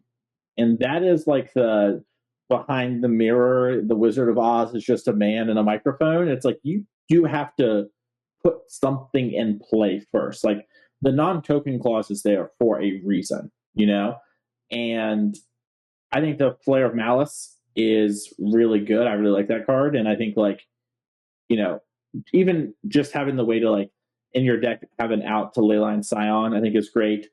And having something too where it's like you go to kill my, Dolphy and I sack it to like make you sacrifice your biggest thing, I think it's great. The Flare is really good. But yeah, it's a good card. And I think the games will be about stuff like that.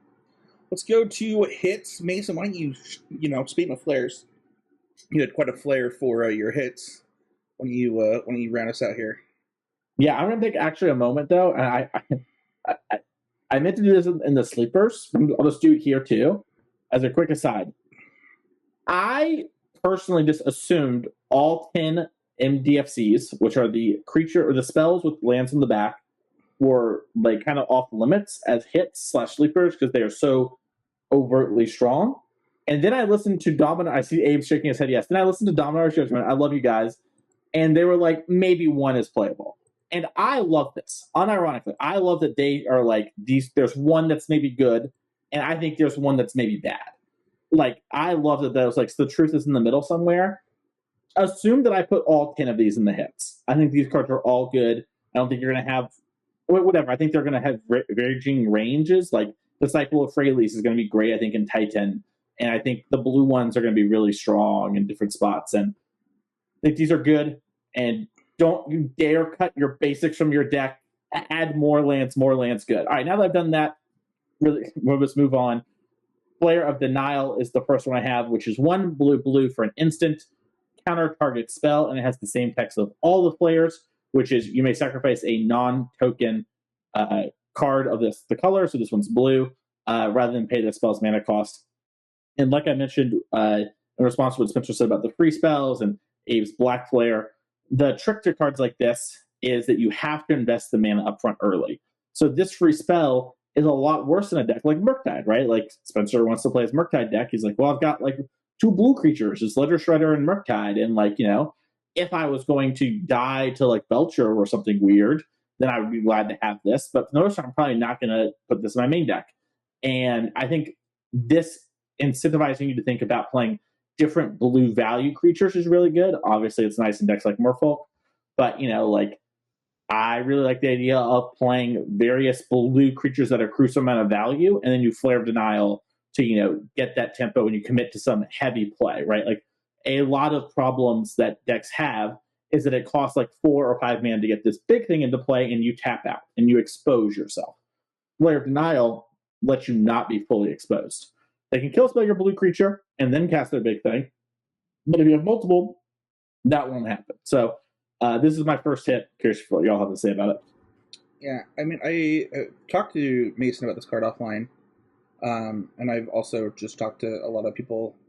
I think that I would not be surprised if this ended up being the best card in the set, but I also wouldn't be surprised if it just turned out to be a role player, and I think that is a good place for kind of a spell like this to be.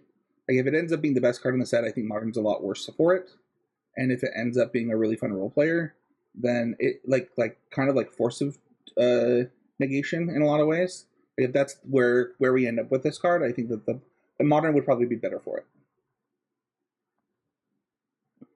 Let me just say, I would like to introduce the world to my old friend, Narcomoeba. You looking for blue creatures for free? Let's talk, what is it, Sidisi's, no, it's not Sidisi's Faithful, that's the unsummon exploit creature. Merfolk Storyteller, the adventure card, mill 4, blue 04. That's a dread card right there. Narcomoeba, dread card right there. Prize Amalgam, dread card right there. All of these are blue creatures you can incidentally have in your deck that is very interested in being able to have a bit of a better matchup against some of the combo-y or kind of unfair elements of a lot of the decks going around that Dread just failed to keep up with because it only gets to be inherently the most broken mechanic in Magic, probably. But I think, you know, between this Flare and Cephalid Coliseum, like there's a real argument for rethinking what Dread can look like and does look like, and enabling it is probably the easiest there when you think of like places to have a non-token blue creature and also to gain access to a counterspell. Whether or not having like 4 Flare of Denials is possible to fit in decks like that are so engine-y and have so much require so much tinkering to make work and require counts of certain things to really get going is hard to say, but it's pretty easy for me to say that there are, like, all of the flares, I think, present a question of what is the easiest way for me to get, you know, a free or really, really cheap non-token creature of this color so I can use my spell for free. And, like, Flare of Denial turns that question into like, because it will break my opponent's back if I do it, and that's absolutely a hit. Like free counter spells are always good. It is hard to say I'm going to take my opponent's investment of mana and a card and neutralize it for a card. If my card costs less than theirs if my cost of making this happen is less than theirs to make their thing happen, I'm coming out ahead. That is always a great card. And so I would be very surprised this was not the best card in the set, for sure. Yeah, Hedron Crab, Vengevine, Giddy Up, all the same stuff. Yeah. Oh yeah. Vengevine with that the Merfolk Seeker Keeper, that's good clean magic right there. Crabvine was the first place I thought of this card outside of Merfolk. Next up is Flare of Cultivation. It is 1 green for a sorcery. You can do the flare things. You can sacrifice a non-token green creature rather than pay its cost. And search library for up to 2 basic land cards. Reveal those, put 1 to your hand and 1 to the battlefield tapped, and shuffle your library. The way y'all talked about Flare of Denial, I'm going to talk about Flare of Cultivation. I would not be surprised if this secretly turned out to be the best card of the set. I think it fundamentally changes Magic. And today I saw Canister make a post about like, I think this card's going to be bad. There's only 3 cards I could find that were even close to playable with it. What do y'all think? And to him, I simply say the flavor text, you need to expand your horizons. I could be wrong about this. I hope I'm wrong. But I think you're going to be able to build decks where you just jump from 1 to 4, like immediately. And that is so different. And the way I was talking to someone today about it was, and this is a bit of an exaggeration, but bear with me. If you had Soul Ring that had like imprint a green creature on it, like, would you play that card? You know? And I think this card plays a lot like that. And yeah, I think this card's really strong. So this is my pick for the best card in the set, I think, maybe. So can I go behind the scenes and say what our conversation that we text each other was? Yeah, I think that I will be interested to see what type of decks play this card. I think is where I said I don't know what the best home for this is going to be, and maybe it's more powerful than I think it is. But yeah, that's kind of where my head's at with it. You have to deck build with this card, I think, is the thing. Yeah. Like, it does not slot into decks easily, I think. Yeah. And you have to, like, I can see that. mean it. I am pretty interested in, like I said, it's definitely a deck building card. I wonder what a world looks like where, like, this card and the non-basic land Winter Orb, Winter Moon, are, like, played in tandem. Like, the biggest challenge, I think, of this card is not to play it, right? Like, getting ahead of mana at that rate is very easy to exploit. But playing that many basics in your deck is not easy to do. Especially in Modern, like, you look even at, like, monocolor decks, and a big core of them is that they get to play, like, a bunch of really powerful non-basics, because really every card in your 75 has to be good. That's the kind of format we're talking about. Modern is so full of powerful cards that even if your lands are, like, not with it, you can be falling behind. But with the right things that can kind of, like, slow down or shut down a game, if you're able to leverage your mana acceleration, especially around it being basics, it feels like you should be able to do some really, really powerful things that, like, can crush an opponent. And, like, the absolute best draw, right, of turn 1 Arboreal Grazer, and then this to make sure that you have 4 mana in play on turn 3, because, like, getting ahead 1 mana, not that big. Getting ahead 2 mana on an early turn of the game is huge. Like you said, Symphony Soul Ring and just, like, a rampant growth. And the creature in play replacing itself, also huge. Right, getting another land in your hand is very, very valuable. But decks that are able to use that just don't really exist in the current state of Modern. So it will take a lot of reimagining things. And I think it's a card that can enable a lot of cards that have not historically been a part of the card pool that people really think about when they play Modern to be played, because you're starting to talk about what are my good things to cast that are 4 or 5 mana, right? it's kind of like in Legacy, Nick Fit was a deck that for a long time was like the only deck asking, what's the best thing I can do with 6 mana? Like, what's the best 6 mana threat I can play? No one else thinks about that because everyone's trying to cheat on mana in that format and trying to get ahead on mana in that format in that way. This completely changes that by asking that question now of like, what do the decks do if I'm able to cast, like Thragtusk or like Thrun early? Right? What do decks do? And that opens up a whole world of possibilities I think people aren't ready to grapple with. And for what it's worth, there is a historic Jund Nick Fit Scapeshift deck that I think this card will slot into in Legacy.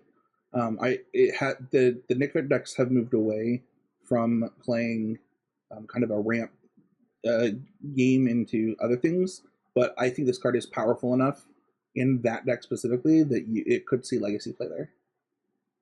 Yeah, I think this card is really good, and I think I would be shocked if people get it on day one. Like at the time of going into this, there's Necrodominance got printed, which is just the Necropotence. It's just Necropotence with some more downsides, and people didn't say anything on Twitter. And I was shocked. It was one of my cards I wrote down as like break Twitter, and this is what I really think it will land.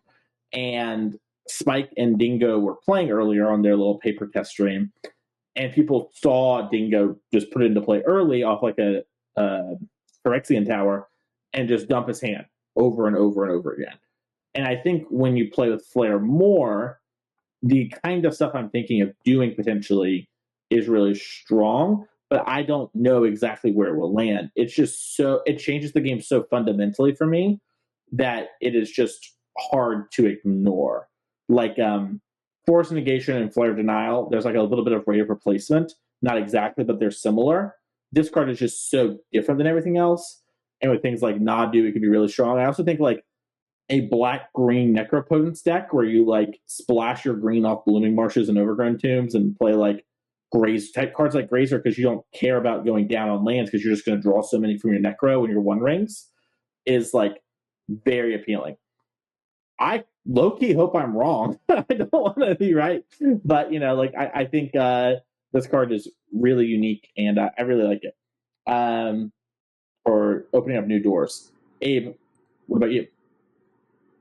Yeah, so my first hit is what I think might be the best black creature ever printed, at least the most efficient one, which is Nethergoyf, which is a single black, star +1, and its power is equal to the number of card types among cards in your graveyard, and its toughness equal to that number +1. So it's already just a single mana one-sided Tarmogoyf, which is like pretty good. Like that alone, it's not quite Tarmogoyf because Tarmogoyf does feed off both graveyards and it does grow very quickly. But where it really gets crazy to me is it has Escape for 2 and a black. Exile any number of other cards from your graveyard with 4 or more card types among them. So if you really Escape 2 black Delirium, so rather than being a set number of cards, it's just a set number of card types that you exile.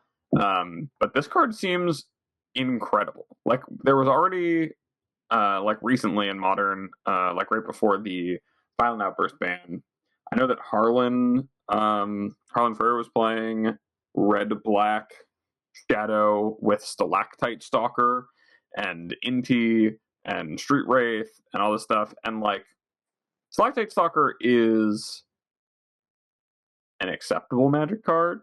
It does enough when it's enabled. It fills the role of being a black 1-drop that you want to play and can grow and scale. But it wasn't really exciting.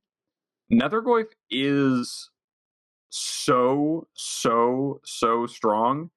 Like, it is what you want that card to be. It is a single black powerhouse creature you can play on turn 1 that scales up and also gives those decks access to more, right, just more reach over the course of the game. Even if this thing's coming back with you removing your, maybe only have 1 bauble in your graveyard, or you only had the 1 creature, the 1 sorcery. It coming back as a 3/4 for 1 mana, or like a 3/4 for the 3 mana, and not costing you a card in a mid-range mirror, in a control matchup. Like, forcing it to be exiled and to really get it out of the game is just so powerful, and it's so easy for this card to be enabled that I think it's one of those things you have to think about as like a card that now, like if there was a Ragavan in this set, I think this is that Ragavan. Like a card that changes what threat bases and answers have to look like forever, right? Like Ragavan changed what it was to play a creature on turn 1 for red decks, and I think Nethergoyf has the potential to do the same just on the merit of like fetch, bubble, Nethergoyf, I have a 2/3. Like that is already so much. Let alone the fact that you could Thoughtseize into Nethergoyf like with a fetch and a bauble, and then suddenly you have a 3/4 and now it's out of bullet range. Like there are so many things that make this card so good. And then the escape is just crazy. It's kind of crazy. You forgot to Street Wraith to protect it from the bolt, though. Oh yeah, you really get him with the Street Wraith when they bolt the 2/3 version. Like, oh, only a 2/3 can deal with that. The full mental misstep experience. This card is really strong. I think that pushed on purpose is something that we probably haven't said enough on this podcast for some of these cards. And I think this one's really good. I think that the escape upside is like okay, like I guess it has escape. I think that's kind of how I read it. Mason? Yeah, I think one thing to keep in mind too with the escape is it's like if you have Delirium, but you don't have to exile 4 cards, which I've heard some people bring up, but like if you have like Urza Saga and a Tarfire in your graveyard, it's just those 2 cards as well, which I don't think will come up a ton in deck building, but like I don't know, there was theoretically like a black colorless deck, then Kozilek's Command would be Kindred and instant, which is something. It is a really interesting card. The thing that I think is really interesting is I think Abe is like right about how it like changes stuff a lot. Like this on turn 1 is so much better than Stalactite Stalker, which is a card people were like reluctantly happy to play. And I've heard a lot of like, well, the fact that like normally I fetch and I Thoughtseize and I take your thing, and then my Goyf on 2 is like a 3/4, right? Which is like true, but coming down a whole mana sooner and having the escape clause, I think really fundamentally changes the card. So I think it's a great card. It's what I'm afraid. Like, do you guys feel like there's a card that, like, I don't know, that there's a world where like black midrange decks don't just play for this card? Yes, but that's because like I think the One Ring and Necrodominance are both very strong cards that move you a bit away from this.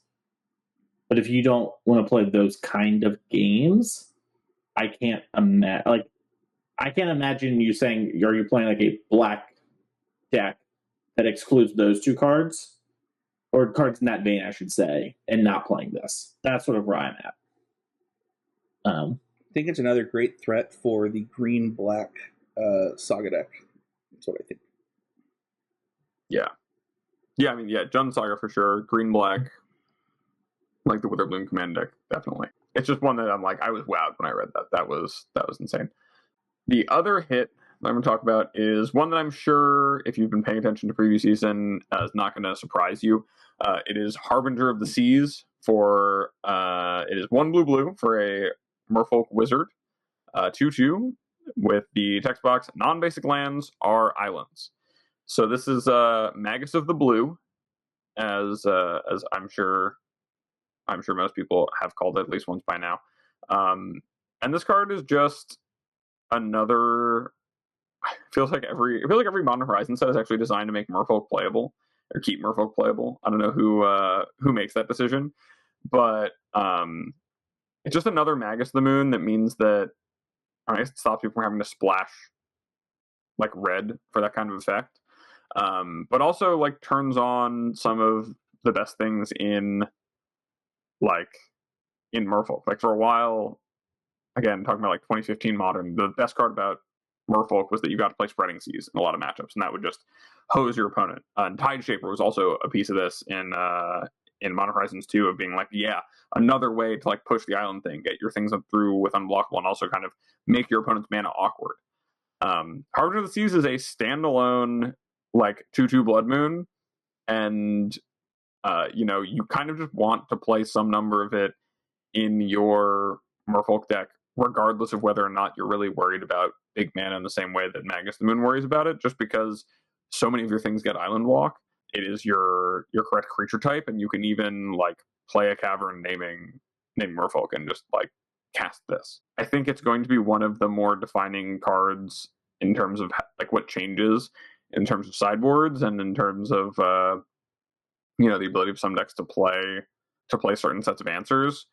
And yeah, I think it's just a really, really strong card. I mean, it's already been talked about as being like, oh, this is going to be miserable to play against because you can't even like turn your lands into things that bolt it. Like the blue answers, single blue doesn't traditionally have an answer to things the same way that like single red does for Blood Moons. But I think even just giving like Living End access to a 3-mana play that is a creature that is also blue, therefore pitching to forces, and not being something you cascade into, like, that feels like a way that it could just start cheesing people in terms of, okay, I'll play this and then play a 4/4 flyer against a deck like Tron or Amulet. Like, these are all things that could be available, and that's pretty strong. I don't know if you guys have any more thoughts or opinions on Harbinger. I know it's just one of the marquee like WoW cards of the set. This card is very good, and what you said about like the removal thing is very true. Like, Bolt is one of the more played cards in Modern, and Holy Heat's one of the more played cards in Modern, and like, you just have a way to like get out from underneath these kind of effects sometimes with certain decks, and it's just not easy to do against the blue. And the like your points about Merfolk too, like really ring true to me, where it's kind of like 3-mana falter, kind of, where it's just like your opponent can't block, and you just like play it and hit them, even if they could cast their spells, because they see Merfolk and they're like, well, I don't want to shock too much because they got pressure and they got the Island Walk guy, so with the islands, so I'm gonna grab my basics. Like, even in that world, they probably can't have so many. And even if they do, then maybe just play a Sphaloon or something on that turn, or hold up your force, to hard cast. So, yeah, I think this card's great. You can also really get people with, like, if you have Aether Vial, and you activate Aether Vial on 3, and they don't respond to cracking their fetches, they're stuck. That's you better be cracking those, even if they don't have. I was just gonna say that's like such like an old school like legacy Merfolk type of play where you would just activate Vial every turn no matter what. And like, that's so annoying. Okay. Yeah. You just look at them and you're like, can you do anything? Does this resolve? Are you doing this or what? Same way like white decks do with like Leonin Arbiter. It's like, all right, activate my Vial on 2, crack all your fetches right now, or else you might just never get a chance to. And if they didn't, like, even if you didn't have it, you're like, okay, I'll just put in this Thalia. Like, thanks for cracking your fetch lands. Like, taking that damage now up front. It's so funny. I saw someone on Twitter who's like a pretty big Amulet player, and they were clearly just mad they're going to get got by this card or whatever. And they had a moment of frustration where they're like, "God, the play patterns are so unfun. Someone's going to activate Vial on 3, and I'm not going to. What am I going to be able to do?" And like they're just going to put this into play. This card, blah blah blah. And so I like copied their tweet and just changed all the words of Harbinger of the Tide to Magus of the Moon, because it's like, people aren't doing this to you right now. Like, yeah, this is going to happen to you against Merfolk or whatever, the deck you couldn't already beat. But like, it's just very funny to me. But like, plays Dismember. Dismember will kill both. Exactly. Yeah. To play more Dismember. Card strong. Not weak. Dismember. Oh, Spencer, which is your hit from the set?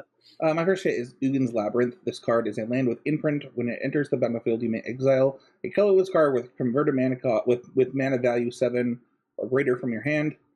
You can tap it to add a colorless. If a card is exiled with it, then you to add 2 colorless instead, and then you can also tap it to return the exiled card back to your hand. I don't know why it does that. That seems crazy.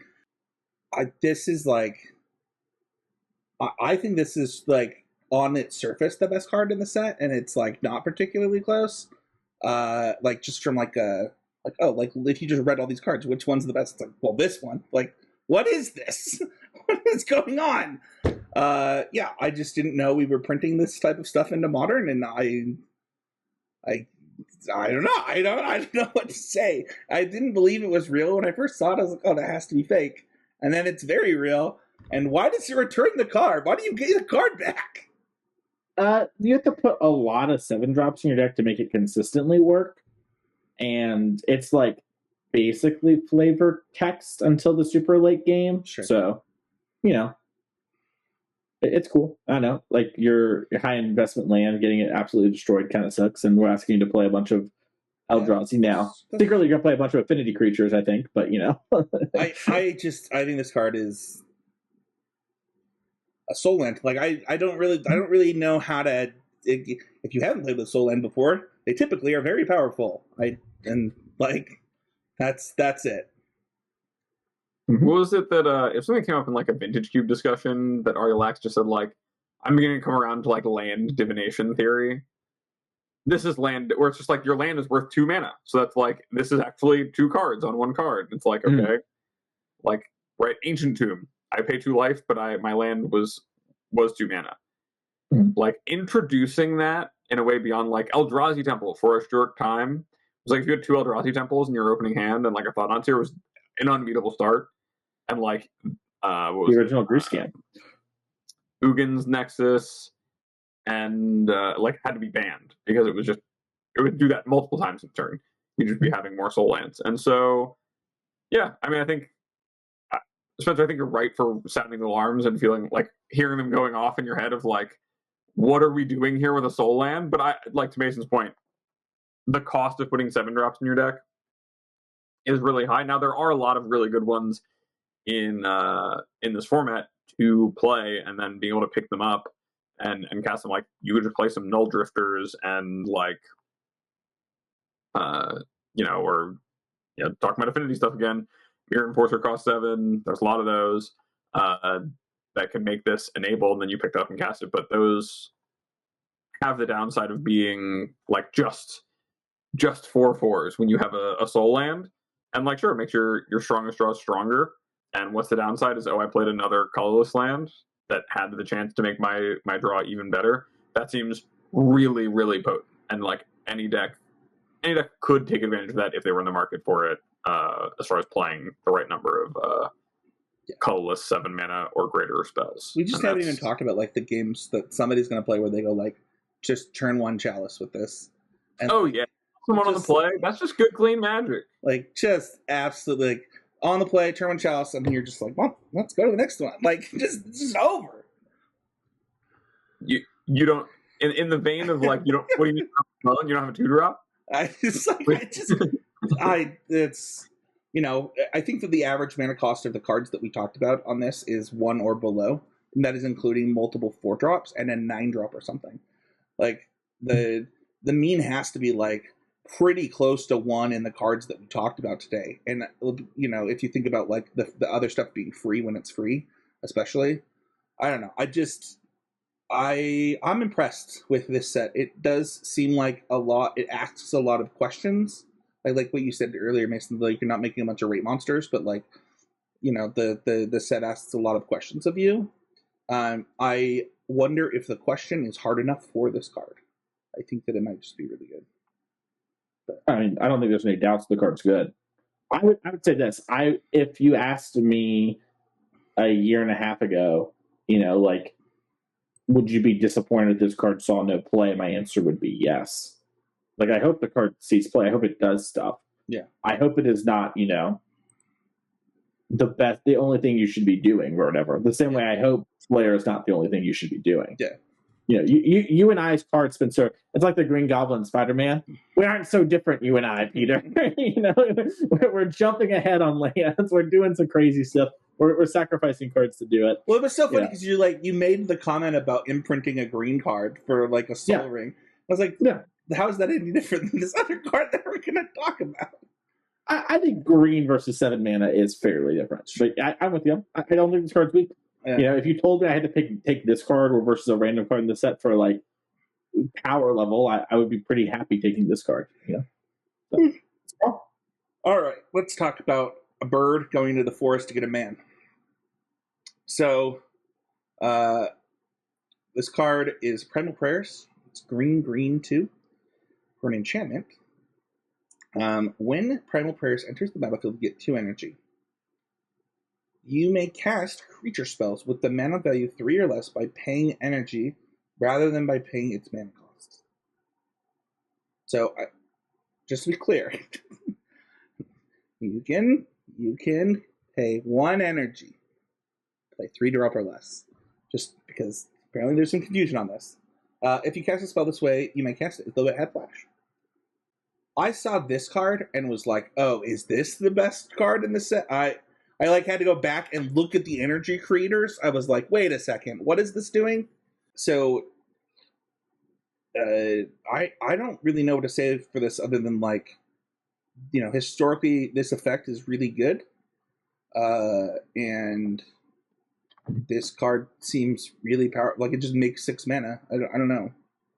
This card, if you had not put it as a hit, it was batting for a cycle in my pick 2 categories. It was like I could put this as something I'm hopeful for, as something I think people are sleeping on, which might be a bit egregious. I think a lot of people have talked about this card because it's so sweet. It's one of my favorite cards in the set, and it's definitely good enough to be a hit. If you're a player who doesn't know the card Aluren, which this is referring to, this is one of those. This is a card from the reserve list that, but this is it reimagined under energy as a limiter on it. Aluren allowed either player to just put, like, at flash speed, just cast 3 mana or less creatures. And so in Legacy, it still enables the same kind of, okay, now I've resolved this 4 mana card, and you might just lose the game because my deck is built to make that happen. But it does ask of you to do it in a very specific way, playing like energy cards specifically, and also still being just like a 4 mana sorcery speed non-creature spell, which is a very, very exploitable thing in a world of force negations and such. Yeah. But it promotes such a fun, like, suite of gameplay of like, I'm going to put a bunch of these value creatures into my deck, and when I don't have Primal Prayers, I might just be a value-y mid-range deck playing Rogue Refiners or whatever, and when I do, I might just win the game on the spot, or like everything might change if I have to play around like various things happening. And I think that's just awesome. Like, this card is the card that's been the most exciting to me to think about. It's a card that I think a lot of people who like see it and know about Aluren just want to be good, and like myself included. It enables an entire archetype of things that are fun to do. Right? It's fun to play games of Modern where you're playing creatures that are like, good because they're a sum of their, like, they're bigger than the sum of their parts, but are also like fine in their own, which is part of why Yawgmoth is such a popular deck, and it's so cool that Yawgmoth is a good deck because you get to do some of that. And like the games that people get nostalgic for with like pod decks are all decks where they were just kind of like beating out their kitchen finks and their noble hierarchs and whatever. And this hopefully gets to deliver a lot of that. And if it's good, I think it's awesome. And I think it has all the potential to be good in that it causes you to play a bunch of sweet creatures and potentially just combo off in addition to being that kind of value creature deck. The thing would have been like really easy for like the de facto, like E for the Workers Marvel, just to be the de facto thing that we would still be doing with our energy coming out of this set. But I think this card asks like a really different type of question and makes the deck building really different than you would typically have with something like Marvel. And that doesn't mean Marvel still couldn't be the thing that we end up doing with energy from these efficient energy things in this set, right? But I do think that this is asking like a very different question, and the type of things that can go and get Rogue Refiner to keep things going, or the type the kind of the chaining things and the gameplay experience is so different. Whereas like Marvel is like a ramp deck, and this is like you said, like probably some kind of creature mid-range deck, and I just think that's a really cool difference. Mason? I'm sure, Mason, you put a lot of hours in on this card. I think y'all have done a good enough job hyping this card up. I am very excited to see what the configurations of cards are that people play with this card. I think this card's really cool. I think what Spencer just said about like it makes you think. That is what I love. I love to have a card that puts the seed of doubt in your mind of like, maybe Marvel was the best thing, or vice versa. Marvel does it to this too, right? But it's like, is this the thing? Like, what do I do with this? And I think thinking about these sort of things, and previous season I think is a real testament too that like sometimes this stuff is more fun than even just playing. is like okay, I have primal prayers. How do I break it? What do I do? How do I solve? Yeah, like of course they can kill this, but like how do I solve that problem? Okay, I can play this card, and now like I've done this, and like that is really fun. And the tuning and the deck building of this is really fun, and I'm really happy with how this card came out. That is going to do it for our pick 2 set review. Leave a comment. Let us know what your hopefuls, your hits, your favorites are from this set. Whether it be in the Discord for patrons or whether it be in a comment on the YouTubes, all of that is appreciated. Engagement, baby. It helps the show. Yeah, you can find me on the X or Twitter at He's a Game. Find me every week on the Need to Nerd podcast. What about you, Mason? Find me over on twitch.tv/the Mason Clark. I'm streaming a lot of MH3 once it is out. I'm doing a MTGO creator event where we're going to be able to play against each other in leagues and stuff on Magic Online this Friday. It's going to be 11 a.m. Central to 9 p.m. Pacific, and I will probably be live the entire time playing. So check me out there, and then when the set drops on MTGO Folio, I'll be doing that as well. Check me out on Twitter at Mason E. Clark. You can reach out to me for coaching there as well, or my Gmail, masoneClark@gmail.com. But coaching the description, that way I sent you. If you want to see some deck lists, check out TCG Player this Friday for an article. You can catch me every other week there writing deck lists all about Magic in different formats with a bunch of brews for MH3. And that will do it. Abe, what about you? You can find me over at twitter.com/morenothings. You can also DM me on Twitter for coaching. I am currently scheduling for the very end of June, early July. And so if you're interested in that, please hit me up and let me know. Hey, what you learned this week?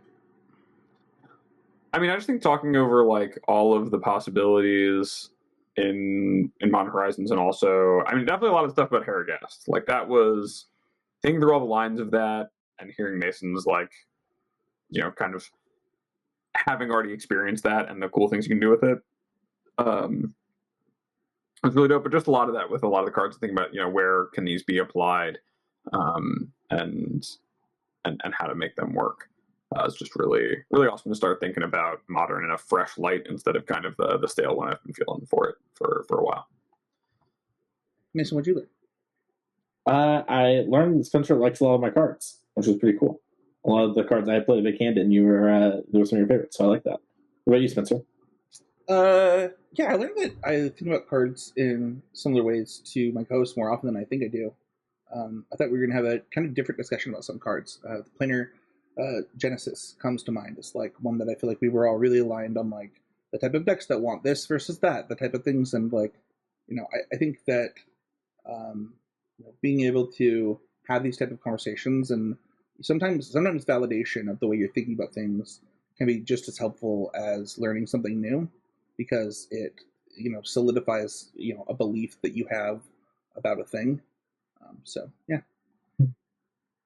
During previous season, ask how our card can be strong, Spencer, not why it is weak. Yeah, baby. I thought that a lot, kind of in a similar vein. I just want to say this before we go.